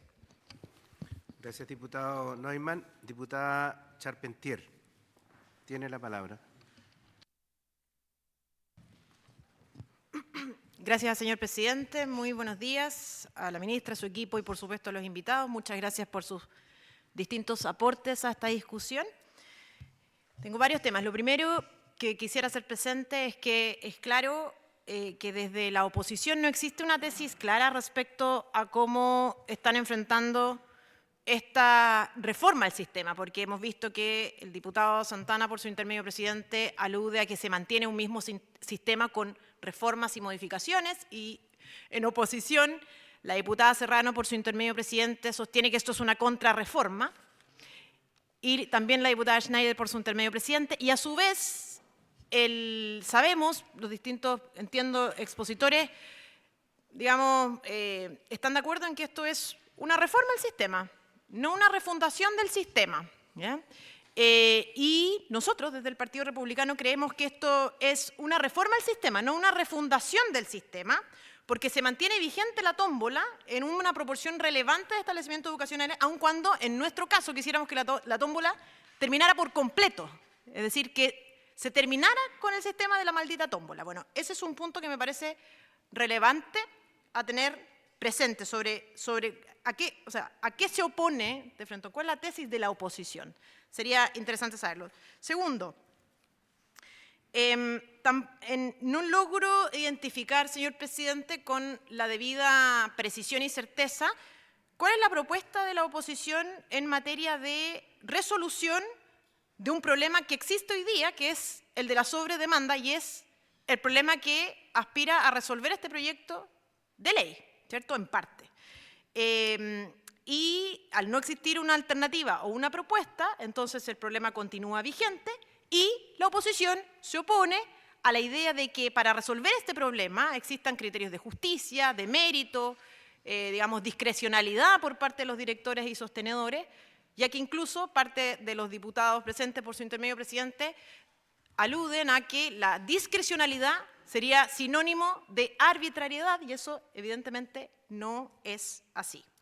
Luego, algunos de los expositores han señalado que sus análisis, sus estudios les permiten concluir que un porcentaje importante de las familias quieren el SAE y que ha sido positivo el SAE, ¿cierto? Pero no existe una justificación, me parece a mí, debidamente fundada para que aquellos padres que no quieren el SAE puedan tener una alternativa. Que ese es el problema, porque este proyecto contempla la subsistencia del SAE en una proporción importante de establecimientos. Luego el tema es, bueno, ¿qué pasa con los padres que no quieren el SAE? Los que quieren el SAE podrán optar a establecimientos que mantienen el SAE, señor presidente. Y sin embargo, los que no quieren el SAE no tienen alternativa. Tienen que, de todas maneras, supeditarse hoy día al sistema de la tómbola en estos establecimientos. Por otro lado, parte de los expositores dicen que en la medida en que exista más conocimiento por parte de los padres, ¿cierto?, disminuye la desafección con respecto a la tómbola. Y nosotros vimos aquí a expositores, a padres que tenían incluso un conocimiento superior a quienes estamos hoy día sentados respecto de cómo funciona el sistema de la famosa tómbola, señor presidente. Es más, los padres han tenido la experiencia vital por varios años respecto de cómo opera este sistema y, por tanto, no me parece positivo y acorde a los objetivos de esta comisión que se desprecie el conocimiento que tienen los padres respecto de un sistema que afecta muy especialmente a quienes son su prioridad, que en la gran mayoría de las familias son sus hijos, ¿cierto? Yo creo que los padres sí están informados respecto a cómo opera este sistema y no me parece adecuado despreciar ese conocimiento respecto de quiénes son sus tutores, sus cuidadores legales. En cuanto a la segregación, algunos expositores mostraban un gráfico, ¿cierto?, que alude a cómo ha ido disminuyendo la segregación de los establecimientos educacionales desde la ley SEP. Pero eso muestra disminución de la segregación, pero no causas de la segregación. Creo que es un poco antojadizo incluso que respecto de un fenómeno, una situación, ¿cierto?, que sea como lo es la segregación, sea exclusivamente desde la perspectiva de los expositores, atribuible a una sola causal como sería la vigencia del sistema SAE, porque además sabemos, el gráfico entiendo que en el fondo ilustraba una disminución desde el año más o menos abrupta, ¿cierto?, del año 2014 a la fecha, pero sin embargo la vigencia plena del SAE es el año 2020, la vigencia total, ¿cierto? Y tampoco el análisis aclara a qué cursos se refiere, si son cursos de cuarto básico o cursos que ingresaron plenamente bajo el sistema SAE. Y adicionalmente existen estudios, señor presidente, y se los podemos compartir luego los expositores, que indican que no existiría relación de causalidad entre el sistema SAE y la disminución de la segregación. Es decir, que sería nula esa relación de causalidad. Es decir, que no existiría relación de causalidad como señalan los expositores.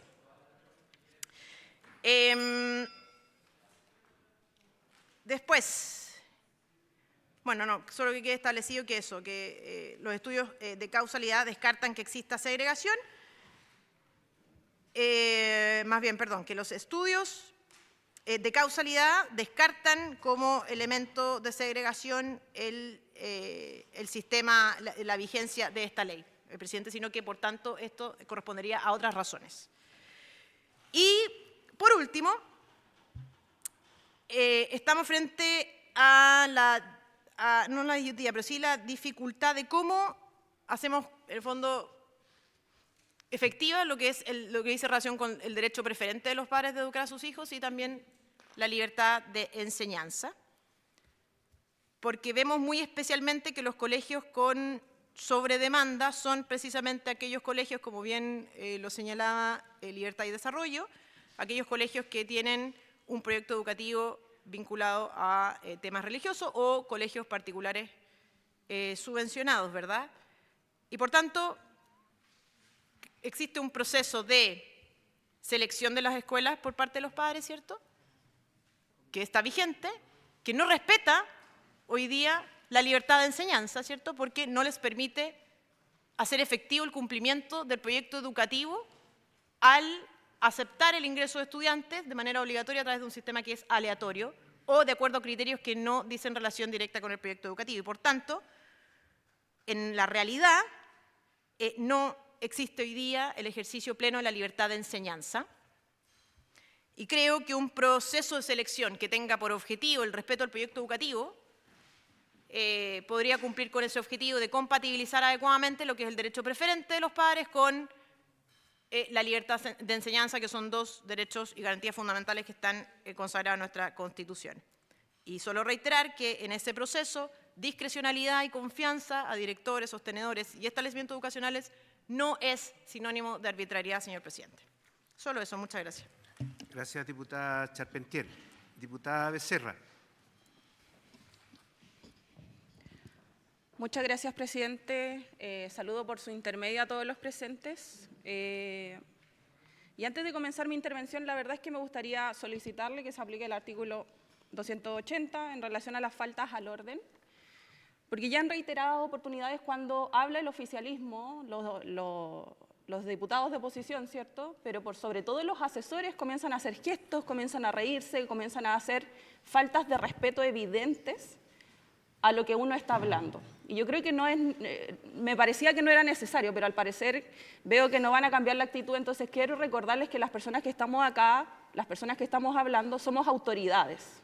Y creo que se nos merece respeto de todos los presentes, a todos los presentes, pero por sobre todo de los asesores hacia otros diputados independientes del sector que sean. Entonces eso no corresponde. Quería hacer ese punto, presidente, primero para iniciar mi intervención. Paso ahora a agradecer a cada uno de los expositores, pero particularmente debo reconocer que estoy muy contenta de conocer en persona, esta vez, a Silvia Izaguirre, porque si ha seguido el transcurso de esta comisión, se le ha mencionado innumerables veces en distintas oportunidades y han mencionado parte de sus dichos. Parte de los dichos de la mesa técnica, junto a sus conclusiones, entre muchas otras cosas. Así que gracias por haber asistido el día de hoy. Lamento que no haya podido tener más tiempo para exponer sus otras conclusiones. Y hoy también se menciona y se agrega, desde mi percepción, un poco de manera grotesca, que las percepciones del SAE se producen debido al manejo comunicacional. Al menos así lo entendí yo.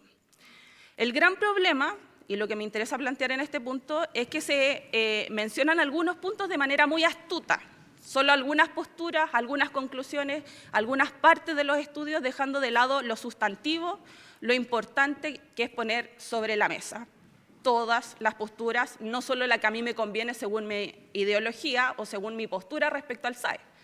Por ejemplo, la señora Silvia Izaguirre ha mantenido una posición consistente durante todos los años, eso es evidente, ha defendido el mecanismo centralizado y el algoritmo del SAE, si me equivoco, por favor, le pido que me rectifique, pero al mismo tiempo también ha sido una de las más críticas sobre la eliminación del mérito académico y la rigidez del sistema. Voy a citar algunos de sus dichos. La reforma de la educación, le preguntaron en breves palabras.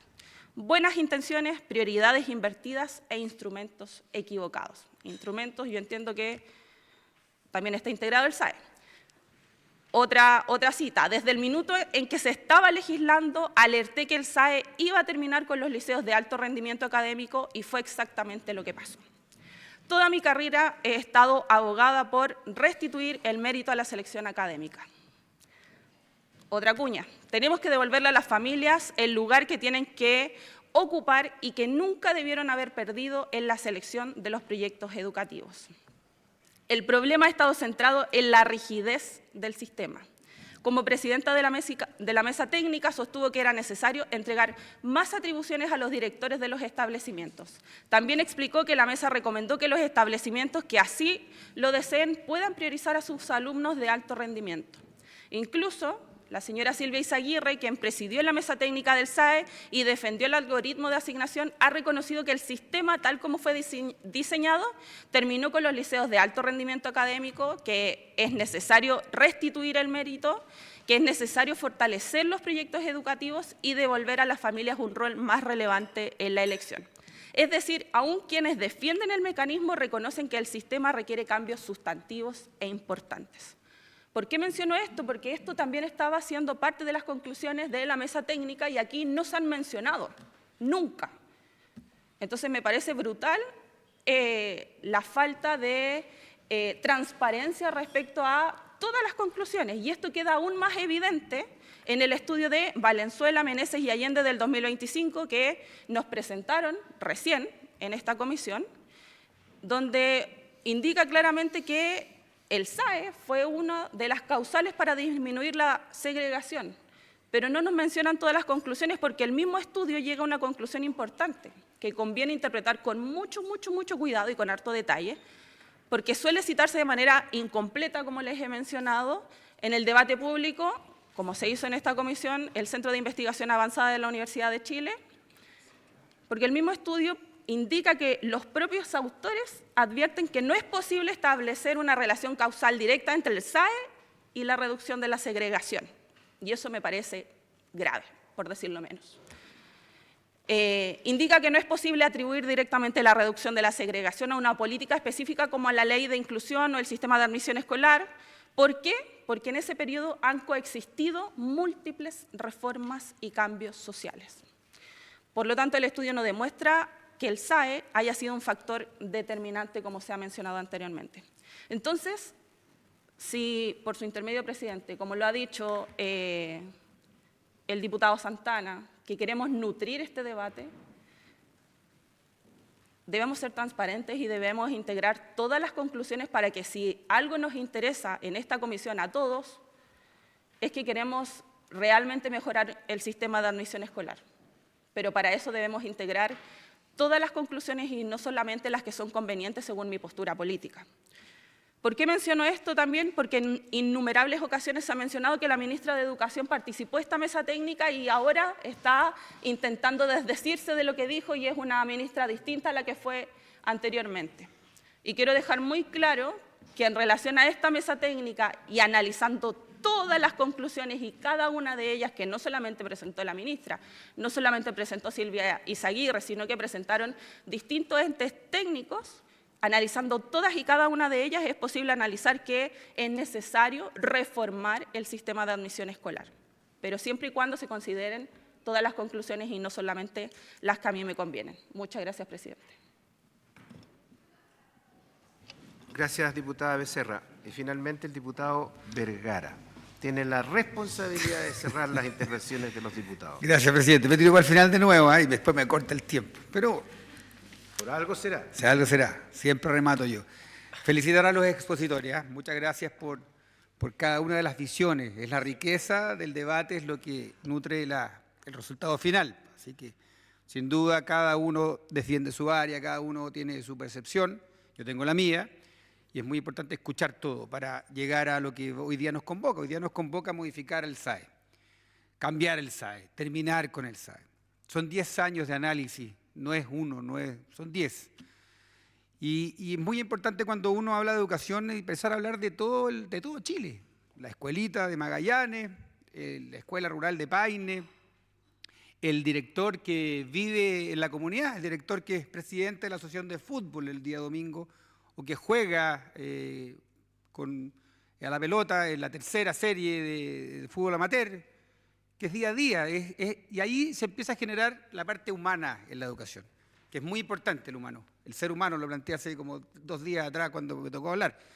Somos seres humanos en donde es muy importante visibilizar lo que yo quiero para mi colegio, donde yo quiero meter a mi hijo. Porque está el tío del jardín, la tía del jardín, que me acomoda, donde está el director, donde yo lo veo y me toca esa parte humana, y eso es muy importante. Para el tema de la parte humana, porque somos seres humanos y los colegios es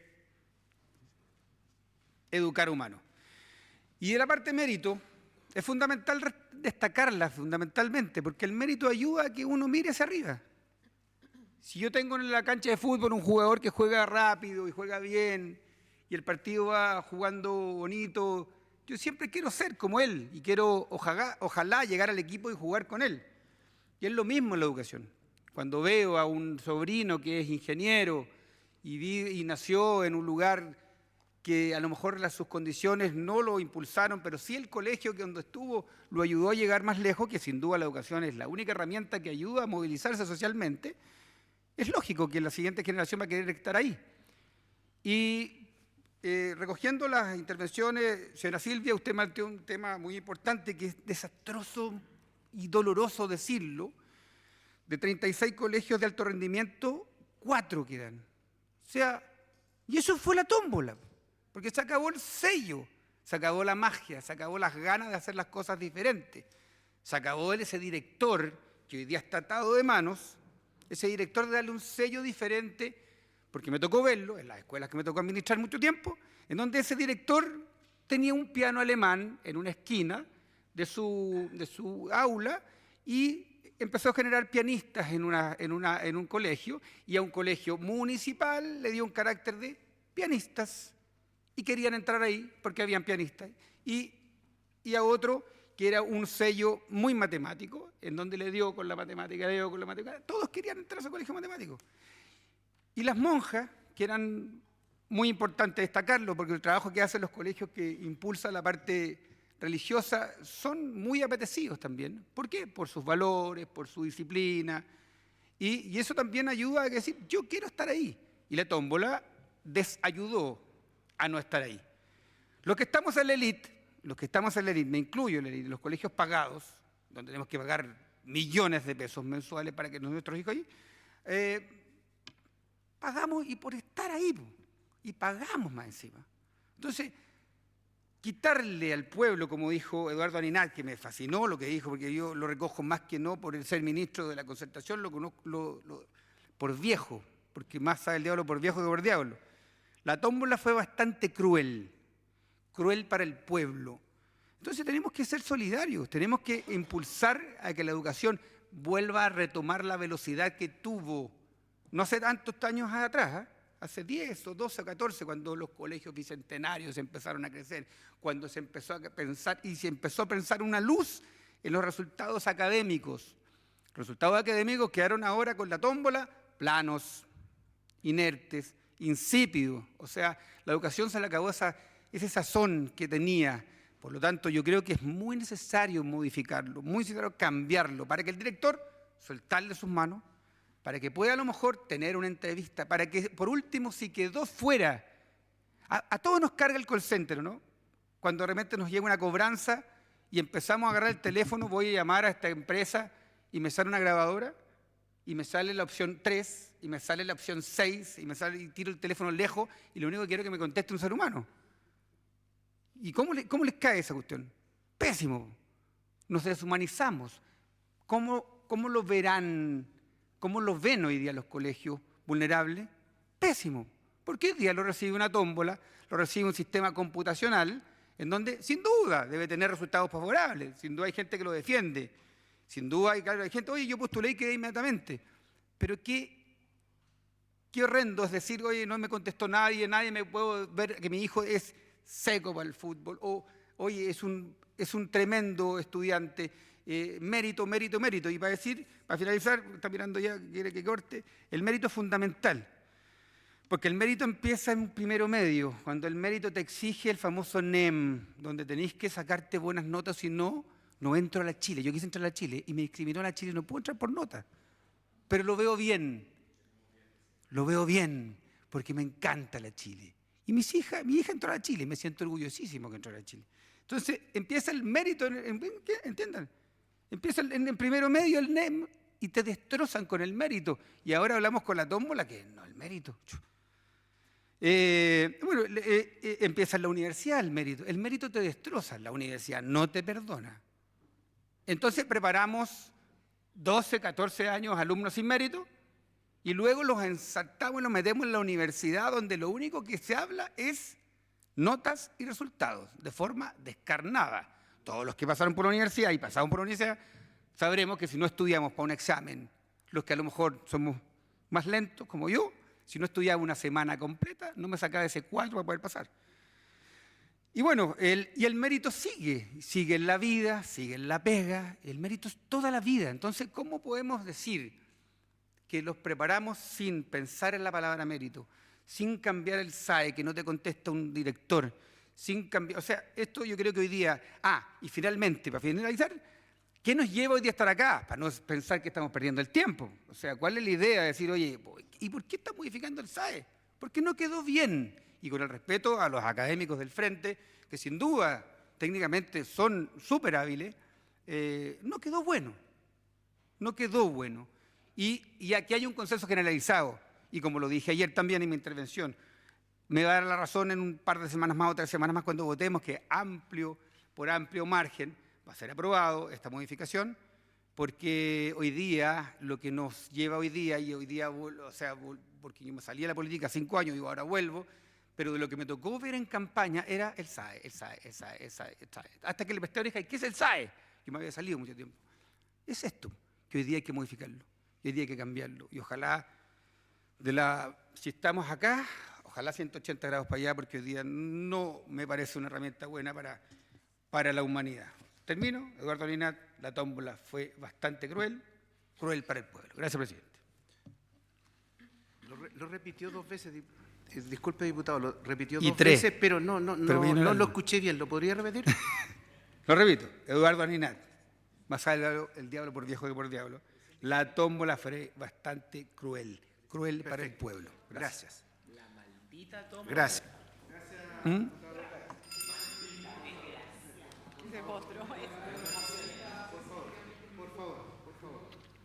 Vamos a darle la palabra al Ejecutivo y posteriormente le vamos a dar la palabra hasta por 3 minutos a todos y cada uno de nuestros invitados. Y vamos a extender la hora de la sesión hasta que todos puedan intervenir sus 3 minutos. Señora Ministra, tiene la... Muchas gracias, presidente. Por su intermedio saludo a todos los presentes, a los queridos y queridas diputados y a los expositores del día de hoy, que tengo que decir que he tenido el privilegio de poder hablar sobre este tema con cada uno en otras instancias. Así que muchas gracias por sus valiosos aportes que sin duda algunos ya los teníamos más a la vista, otros no, pero son todos valiosos y estamos seguros de que vamos a poder incorporar elementos que permitan enriquecer esta iniciativa que, como bien se ha señalado acá, vemos desde el Ejecutivo que es necesario avanzar en esta materia. Quisiera referirme a algunos puntos. Se habló bastante acá de 2 problemas que yo he dicho en otras sesiones y que repito acá. Es claro que son 2 problemas diferentes. Uno es la disponibilidad o la oferta de establecimientos de calidad en el sentido amplio de la palabra, es decir, que son demandados. Al final la demanda por parte de las familias, la preferencia, es el mejor reflejo de donde ellos perciben que hay una oferta de calidad. Y otra cosa es cómo esa oferta, que es insuficiente, que no alcanza para quienes la están demandando, podemos, digamos, asignarla, ¿no es cierto? O sea, una cosa es la disponibilidad de una oferta y la otra es cómo ésta se asigna. Y quisiera contarles que en el Ministerio de Educación no solamente tenemos la labor legislativa, sino que también está el trabajo que se realiza por sus funcionarios en el día a día, y parte importante de ese trabajo es justamente colaborar, contribuir, apoyar, facilitar desde el Ministerio para que los establecimientos educativos puedan recibir apoyo y mejorar la calidad del servicio educativo que entregan. En esa línea, pronto estamos ya trabajando, pero pronto vamos a lanzar, por decir de alguna manera, nuestra estrategia con que estamos desplegando apoyos para mejorar la calidad de la educación, específicamente los aprendizajes fundamentales, lectoescritura, matemáticas, que es el plan Chile Aprende y Avanza, que esa es justamente una forma de mejorar la oferta de calidad, ¿no es cierto?, tratar de mejorar lo que existe. Así también hemos restablecido los apoyos a los liceos bicentenarios, diría 420 liceos bicentenarios que tienen una calidad muy heterogénea, y nosotros estamos desplegando también un plan ahí para poder restituir los apoyos a través de sus directores y mediante, digamos, herramientas que ya han servido antes, que ojalá permitan consolidar a esa red tan valiosa para poder entregar una oferta de excelencia a lo largo del país. Y eso es una cosa, lo que tiene que ver con ampliar la oferta, ¿no es cierto? Y asimismo hay un proyecto de ley que se aprobó en la sala de la Cámara de Diputados en segundo trámite, que lo que busca es disminuir las restricciones o generar facilidades para la creación de nuevos establecimientos, así como de nuevos cupos por parte de sostenedores ya existentes. Y esa es una iniciativa que contó con un amplio apoyo, no solamente de diputados del oficialismo, sino que también se sumó la bancada del PDG, no está la diputada Olmos, creo, hoy día. Bueno, está Tamara, ya. Ellos apoyaron también la bancada de la ADC, que tampoco está el diputado Ríos, estoy acusando acá a todos los ausentes. y también otras personas digamos, que no son del oficialismo, del PPD, y que por lo tanto ahí creo que hay un reconocimiento de la necesidad de poder facilitar la creación de nuevos colegios. Y en línea, presidente, por su intermedio, con lo que señalaba el diputado Santana, la necesidad también de fusionar colegios, porque efectivamente una cosa es la cifra agregada y otra cosa es mirar la heterogeneidad que hay. Entonces pasa en el norte, por ejemplo, probablemente por el tema de la migración, que hay lugares, región de Antofagasta, donde faltan cupos, no solamente de calidad, sino que número de cupos, ¿no es cierto? Pero así como en otros lugares, las escuelas o los liceos tienen cada vez menos niños. Entonces, este proyecto de ley que digamos, por su intermedio, presidente, usted de hecho no apoyó, pero también permite la fusión de establecimientos porque crea la figura de que establecimientos particulares subvencionados puedan hacer convenios para, en primera instancia, que un sostenedor de mejor calidad pueda tomar la administración de un establecimiento y luego pueda transferir esa calidad a sostenedor.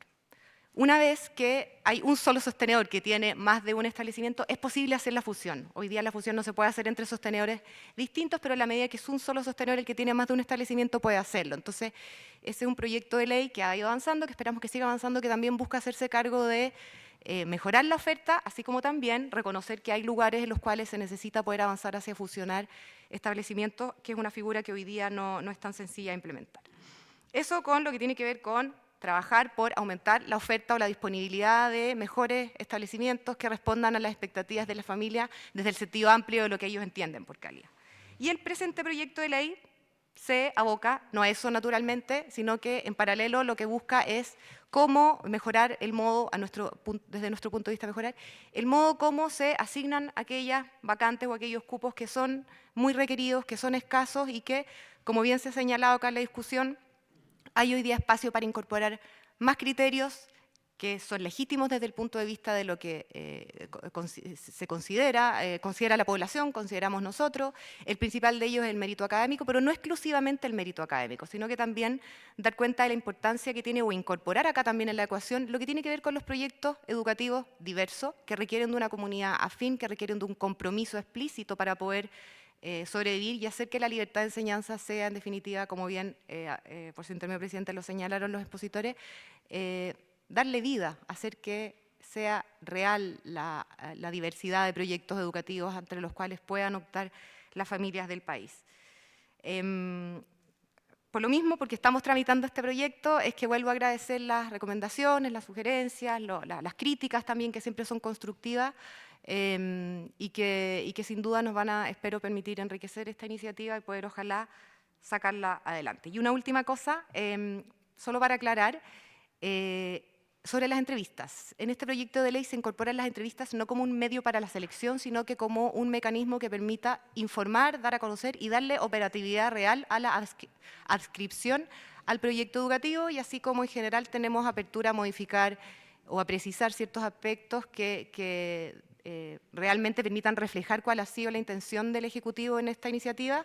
Por supuesto que ahí también tenemos toda la intención también de clarificar a qué nos referimos con eso para evitar aprehensiones que son legítimas, que se dan, que se han manifestado acá y que siempre van a poder subsanarse. Así que muchas gracias a todos y muchas gracias, presidente.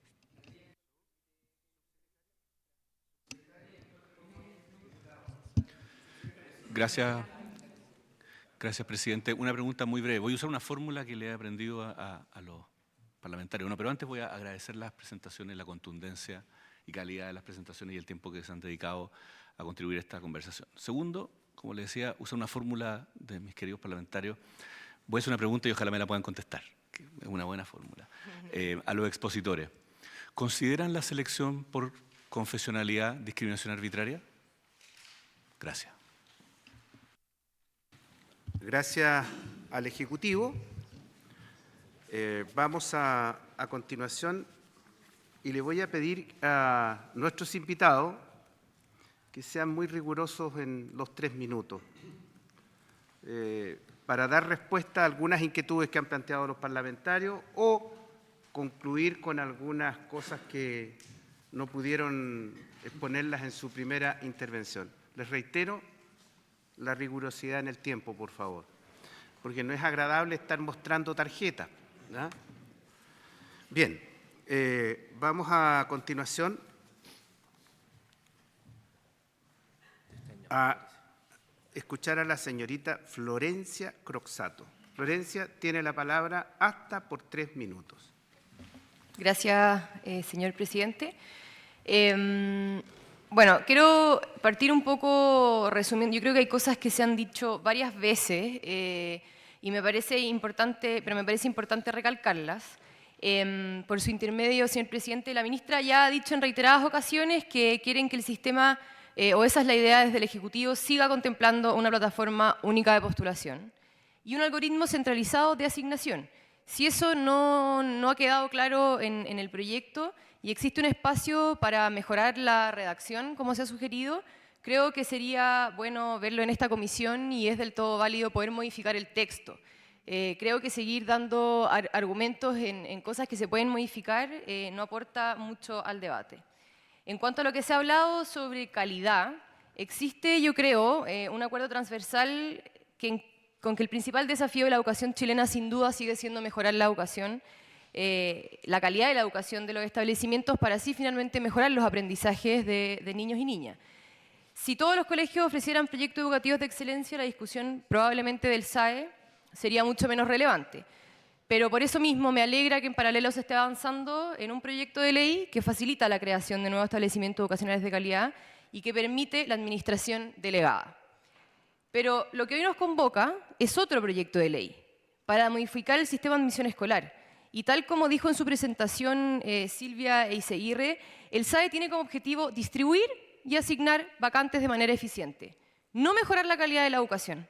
Entonces, no le carguemos al SAE con cosas que no le corresponden. Recordemos además que esta propuesta pretende mantener el SAE tal cual está para colegios que no tienen sobredemanda.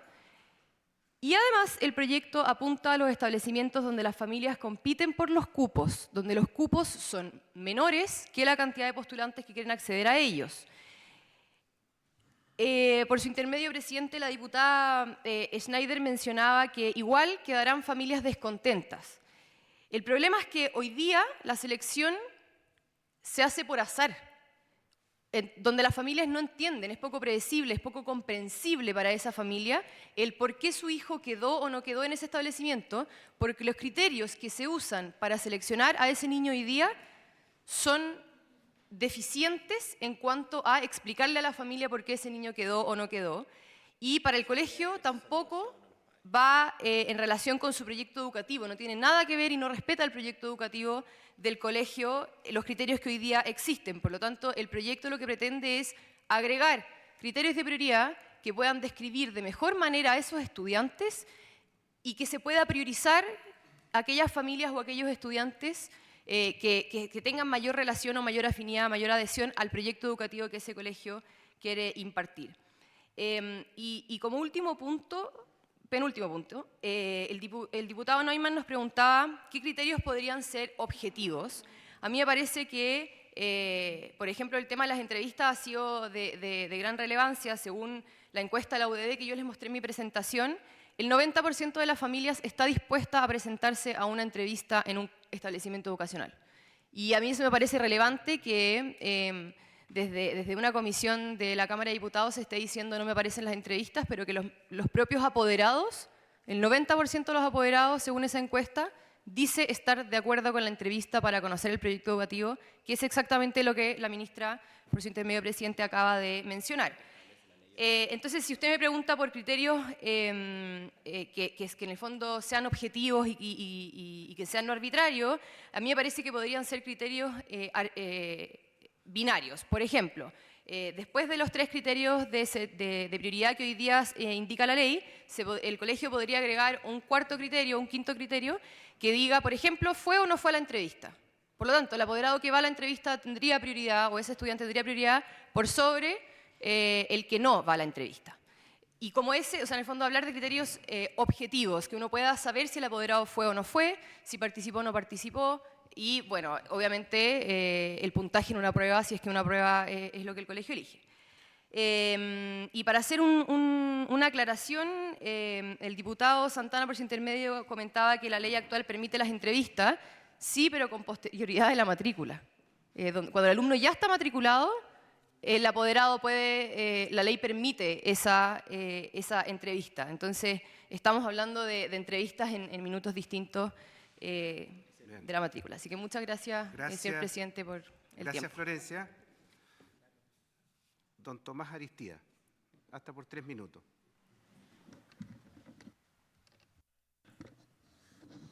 Muchas gracias, señor presidente. A ver, voy por orden de las intervenciones. La diputada Schneider mencionaba que cuando yo aludí a respetar la autoridad directiva, estaría hablando de arbitrariedad. No usé esa palabra. Y creo que, tal como le decía el diputado Newman, esa es la fuente basal del problema en el que estamos metidos. O sea, asumir que autoridad es equivalente a arbitrariedad. Es la desconfianza en el sistema de admisión, en las decisiones de los directivos de los colegios, lo que nos tiene en un sistema blindado a prueba de cualquier arbitrariedad. Eso se lo concedo. El SAE no admite ningún tipo de arbitrariedad. Pero el costo de eso es enorme, porque lo que hace es un sistema tremendamente rígido que están pagando las familias. Después, lo que entendí, diputada. Al diputado Santana le agradezco la oportunidad porque creo que este tema es clave. Yo lo que dije es que no es razonable esperar que los colegios tengan que recibir cualquier nivel de competencia de los alumnos en cualquier nivel de enseñanza. No es lo mismo pedirle a cualquier colegio que reciba a cualquier alumno en primero básico, que podría considerarse un criterio de justicia, ¿cierto? Oye, todos tienen derecho a ser admitidos en cualquier colegio en primero básico. A pedirle a un colegio en sexto básico, un colegio que aspira a ser bilingüe en francés, puse un ejemplo bueno o malo, es cualquiera, digamos, a pedirle a ese colegio que reciba en sexto básico un niño que no sabe nada de francés, porque eso tiene costos. Esos costos lo van a pagar los niños que están en ese colegio y que han trabajado por 8 años aprendiendo francés. Lo va a pagar ese colegio en su prestigio, lo va a pagar el sistema escolar en su conjunto, porque no estamos hablando del francés, estamos hablando de lenguaje, de matemáticas. Entonces, a usted le preocupa la movilidad social, a mí también, lo encuentro muy importante, pero la movilidad social depende de que existan colegios competentes en el sistema. Lo que estamos haciendo, al impedirle a los colegios preservar los niveles de logro que han logrado, valga la redundancia, con su trabajo, esos niños y esos colegios, al impedirles preservar esos niveles de logro, forzando el azar en cualquier nivel de enseñanza en la admisión, le estamos diciendo a ese colegio, mire, yo el currículum a usted le exige enseñarle a leer en primero básico, pero ahora le exijo además recibir niños en quinto básico que no saben leer. Si ese colegio hizo el trabajo, deberíamos preocuparnos de preservar ese trabajo. De otra manera, le estamos diciendo a ese colegio, no es tan importante lo que usted está haciendo. Estamos achatando la calidad del sistema hacia abajo. Silvia lo decía, los liceos emblemáticos pasaron de 36 a 4, o sea, los liceos de alta exigencia. De 36 a 4. Eso es dramático para la movilidad social. Pero lo peor es que eso no es lo más grave, porque eso es lo que se ve, eso es lo que está arriba, porque es muy visible cuando el Instituto Nacional pierde esa calidad, ¿cierto? Porque todos lo veíamos todos los días, salía en el diario. La gran mayoría de los colegios no sale en el diario, pero la gran mayoría de los colegios competentes hoy día están siendo obligados a recibir niños de cualquier nivel de competencia en cualquier nivel de enseñanza. Y eso es pedirle magia. A un profesor que tiene 45 niños en la sala, a obligarlo a recibir en sexto, séptimo, octavo básico, 5 niños que no tienen ningún nivel de competencia para lo que él hace con los otros 40 restantes, es aniquilarlo, es pedirle magia. Le estamos pidiendo a los colegios magia, le estamos pidiendo al sistema escolar magia. Y lo que estamos obteniendo, lo que estamos haciéndonos los lesos, digamos, es con los costos de pedirles magia. Porque al pedirle esa magia, lo que estamos haciendo es achatar el sistema escolar hacia abajo. Tenemos ciertos colegios que son muy demandados y vamos a terminar con lo que los colegios van a ser igualmente demandados todos, si lo que hacemos es a esos colegios no permitirles hacer su trabajo, lo que les hemos pedido que hagan. Me apuro, señor presidente. El diputado Newman pregunta cómo se logra ese equilibrio entre la no arbitrariedad, la transparencia y el fortalecimiento de los proyectos educativos de los colegios. Yo creo que aquí el Ejecutivo ha visto una oportunidad. Hoy día no tenemos la tecnología que había hace 20 años. Hoy día podemos tener una plataforma transparente que nos permita capturar los beneficios de la transparencia, de la organización, de la eficiencia de una plataforma común de admisión. Hasta los colegios particulares que no están obligados a este sistema se ponen de acuerdo en las fechas para los procesos de admisión por razones obvias, ¿cierto? Si un niño está postulando, tengo idea, al Grange o al St. George y quieren saber si quedaron o no quedaron en esos colegios en simultaneidad, ¿cierto? Hay beneficios de esa coordinación. Las plataformas tecnológicas hoy día lo permiten.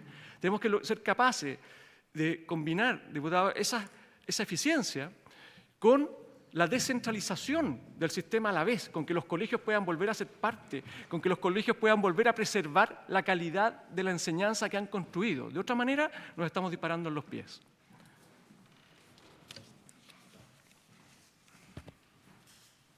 Gracias, don Tomás.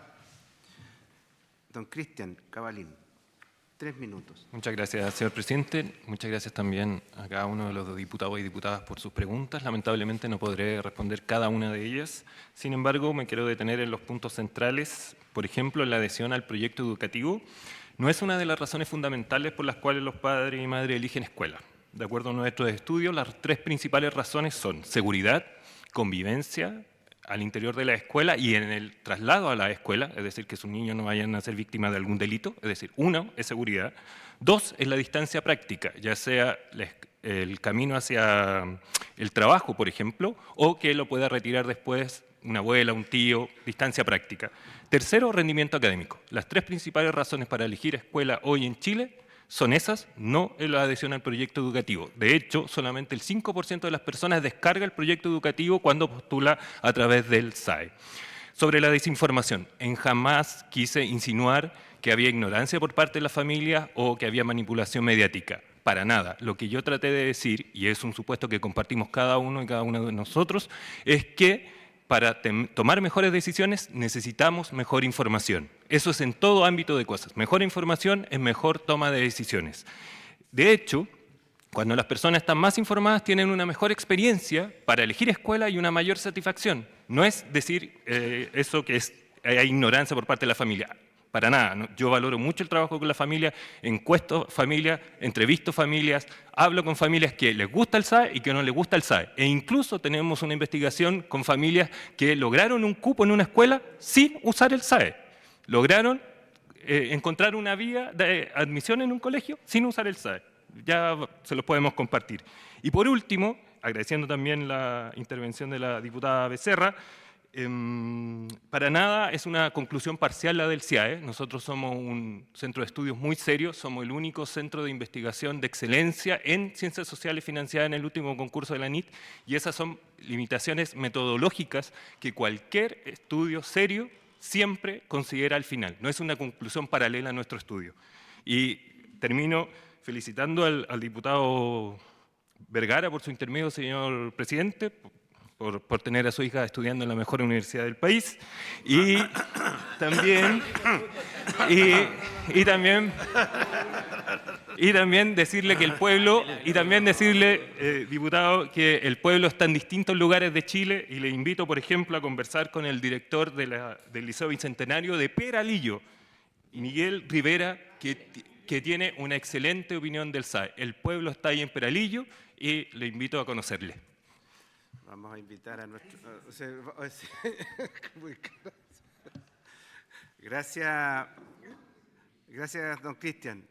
Don Patricio Rodríguez, 3 minutos. Muchas gracias. Yo quisiera también hacer eco a las palabras y por intermedio de usted, presidente, hacerle en el fondo la observación a los diputados con respecto a este documento que estamos presentando el lunes. Dejamos cordialmente invitados a la presentación que va a hacer Juan Pablo Valenzuela, donde está presente el subsecretario, hasta donde yo sé, que va a ser este lunes en la Casa Central de la Universidad de Chile, donde se va a exponer los resultados de este estudio, que se titulan ¿Pueden las políticas integradoras revertir la segregación escolar? Y donde se van a presentar los resultados en detalle con respecto a cuánto las políticas de la SEP y las políticas de la Ley de Inclusión Escolar han podido reducir la segregación escolar. Algunos comentarios respecto al tema de algunas preguntas respecto de esta asignación. Yo quiero entender que en el proyecto de ley hay una asignación donde primero hay una primera etapa, donde sería esta elección mutua, y después hay una segunda etapa. La preocupación que nosotros tenemos es que, dada la concentración de vacantes, hay un porcentaje importante de personas que van a quedar sin asignación. En los números actuales son un 20%, pero uno prevería, dado que existe un conjunto de establecimientos que la gente va a conocer como que son más demandados, que la cantidad de postulaciones a esos establecimientos sea más grande y por lo tanto ese porcentaje puede ser de mayor asignación. Eso significa que esas personas van a tener que ir a la segunda etapa y en ese sentido van a ingresar nuevamente al tema de lo que sería el algoritmo, porque también se produciría de alguna forma sobre demanda, ¿sí? Y la otra que quisiera poner un punto, que el tema de la disminución de la población. Nosotros de alguna forma estamos calculando que desde aquí al 2035 vamos a tener 866.522 menos estudiantes menos en el sistema educativo. Entonces, ¿qué significa esto? Si tenemos concentración de oferta y disminución de estudiantes, realmente lo que estamos haciendo aquí en este proyecto a lo mejor es rigidizando un sistema pensando en la sobredemanda, de alguna forma darle un privilegio a ciertos establecimientos para que tengan sobredemanda, cuando en realidad en el futuro, en 10 años, eso no va a existir y artificialmente estos establecimientos van a tener de alguna forma un flujo de estudiantes mayor. Y yo creo que es importante que nos hagamos cargo de ese problema porque, como decía, y por medio de la presente presidenta, a la ministra, que en el fondo es importante que nos empecemos a preocupar de ese problema porque es algo que nos va a causar dolores de cabeza de aquí en un muy corto plazo. Muchas gracias, presidente. Gracias, don Patricio. A continuación vamos a escuchar a la señora Silvia Eizaguirre. Señora Silvia, tiene la palabra, hasta por 3 minutos. Muchas gracias, presidente. Me gustaría separar la discusión en lo que tiene que ver con el algoritmo, cuya única función prácticamente es la optimización de las asignaciones, respecto de los criterios que tenemos para distribuir estas vacantes que son escasas. Existe acuerdo transversal sobre la fortaleza que significa ser eficiente en la asignación de las vacantes, ¿ya? Eso, yo no he conocido todavía a nadie que defienda la ineficiencia por sobre la eficiencia, ¿verdad? Y eso es la gran fortaleza que tiene el algoritmo de aceptación diferida. Entiendo, como lo ha dicho la ministra en varias radios, ¿verdad?, que ella quiere mantener la eficiencia del sistema y quiere mantener el algoritmo. Yo creo que eso es una muy buena noticia y creo que la discusión, por tanto, debiera concentrarse en cuáles van a ser los criterios que vamos a decidir para asignar esas vacantes. Pero entonces es importante modificar el proyecto de ley porque tal como está hoy día, ¿verdad?, no está siendo óptimo ni está siendo eficiente. Dicho eso, señor diputado Neumann, a su pregunta, el equilibrio. Ese equilibrio no es técnico, ese equilibrio es político. Y tiene que decirlo el Congreso. Ustedes son los representantes de la ciudadanía. ¿Qué es lo que pueden hacer los técnicos? Nosotros podemos evaluar las consecuencias de estos criterios que pueden tener en términos de segregación, en términos de exclusión. Podemos evaluar las consecuencias y podemos ver si esos criterios cumplen con los objetivos declarados en el proyecto de ley. Pero la decisión es política. ¿Ya? Creo que es importante decirlo. ¿Cómo llegamos a ese equilibrio entre el bien público que debe buscar la educación financiada por el Estado, ¿verdad?, y la libertad de enseñanza? En la gran mayoría de los países del mundo, la libertad de enseñanza ha quedado a los colegios particulares pagados y la educación financiada por el Estado no tiene libertad de enseñanza. Eso es en Europa, en Estados Unidos, en la gran mayoría de los países del mundo. Chile es una excepción a nivel mundial. En Chile, el Estado financia la educación privada y cerca de un 60% de la matrícula está en la educación privada. Eso es bastante anómalo. Holanda es otro país similar a nosotros, pero es una anomalía. Y por lo tanto, nosotros cuando financiamos la educación privada con recursos públicos, ¿verdad?, tenemos por una parte la libertad de enseñanza, pero también tenemos que resguardar ciertos bienes públicos que quiere cuidar el Estado. Y ahí es lo complejo. Respondiendo a la pregunta del subsecretario, yo sí creo que se puede seleccionar por confesionalidad, pero creo que también hay que resguardar los bienes públicos que genera la educación financiada por el Estado. Y por lo tanto creo, y esto es un juicio político, no técnico, que lo ideal sería una combinación en donde los colegios confesionales pudieran seleccionar a una parte de su matrícula por adhesión al proyecto educativo y otra parte, ¿verdad?, por aleatoriedad, dándole dándole también cabida a esas familias que apostaron por ese colegio, que están postulando ese colegio, ¿verdad? Pero que no necesariamente cumplen con las exigencias que ese colegio quiere. Y creo que este proyecto de ley avanza, ¿verdad?, en incluir el mérito, avanza en dar más flexibilidad al sistema, avanza en considerar otros criterios, pero creo que avanza demasiado. Creo que pone en riesgo el bien público que debe generar la educación financiada por el Estado al no acotar la matrícula que debiera estar sujeta a ese tipo de selección. Entonces creo que hay que buscar como un camino intermedio, pero insisto, esa es una opinión política, no es una opinión técnica. Gracias. Gracias, señora Silvia. Antes de dar la palabra a nuestros últimos invitados, señores y señores diputados, recordarles lo siguiente: vamos a sesionar el día lunes, paralelo a la sala, el día martes en la mañana, paralelo a la sala, y vamos a tener el día martes en la tarde la sesión ordinaria. Y el día miércoles vamos a sesionar paralelo a la sala y vamos a votar en general este proyecto. ¿Cómo? Perdón, de nuevo. ¿Podría repetirlo de nuevo, presidente? Se me olvidó. Nos vamos a sesionar lunes y martes paralelo a la sala, y el día miércoles también paralelo a la sala, y ahí vamos a votar en general. En general, ya. En general. Sí, sí.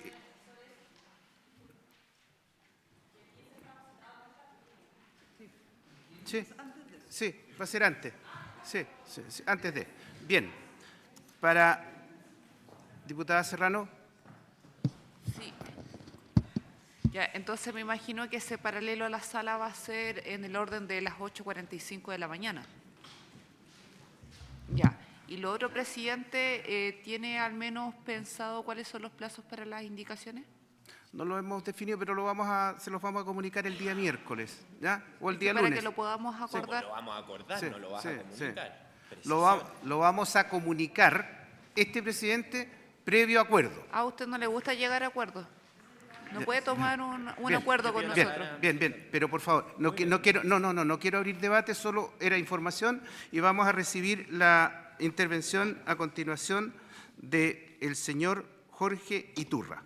Don Jorge, tiene la palabra. Muchas gracias, presidente.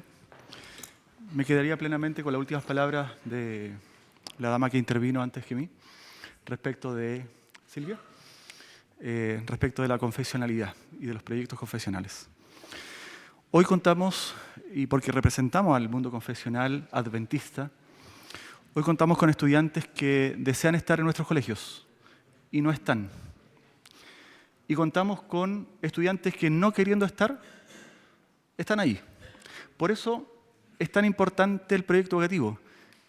Y dentro del contexto confesional, y me parece que los estudios que fueron mencionados, o si fuesen hechos estudios propiamente tal con este mundo, podríamos mencionar que el proyecto educativo sí es lo más importante de una escuela, porque es aquello que es visible, es aquello que se puede evidenciar no solamente en el papel, sino en la práctica, en cómo se hace educación, en la percepción que la población interna tiene, cómo hacer educación, cómo manifestarse ante la comunidad con una propuesta formativa.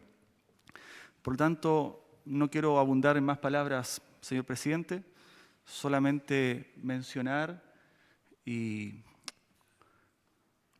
decir lo siguiente: que Dios les dé sabiduría para que puedan hacer aquello que es debido, para que puedan gestionar desde la política la necesidad que hoy presenta el país para el beneficio de las familias y de todos nuestros hijos. Muchas gracias. Gracias, don Jorge.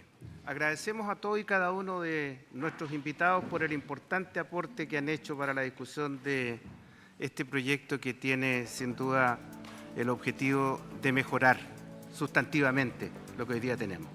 Por haberse cumplido el objeto de esta sesión, procedo a cerrarla.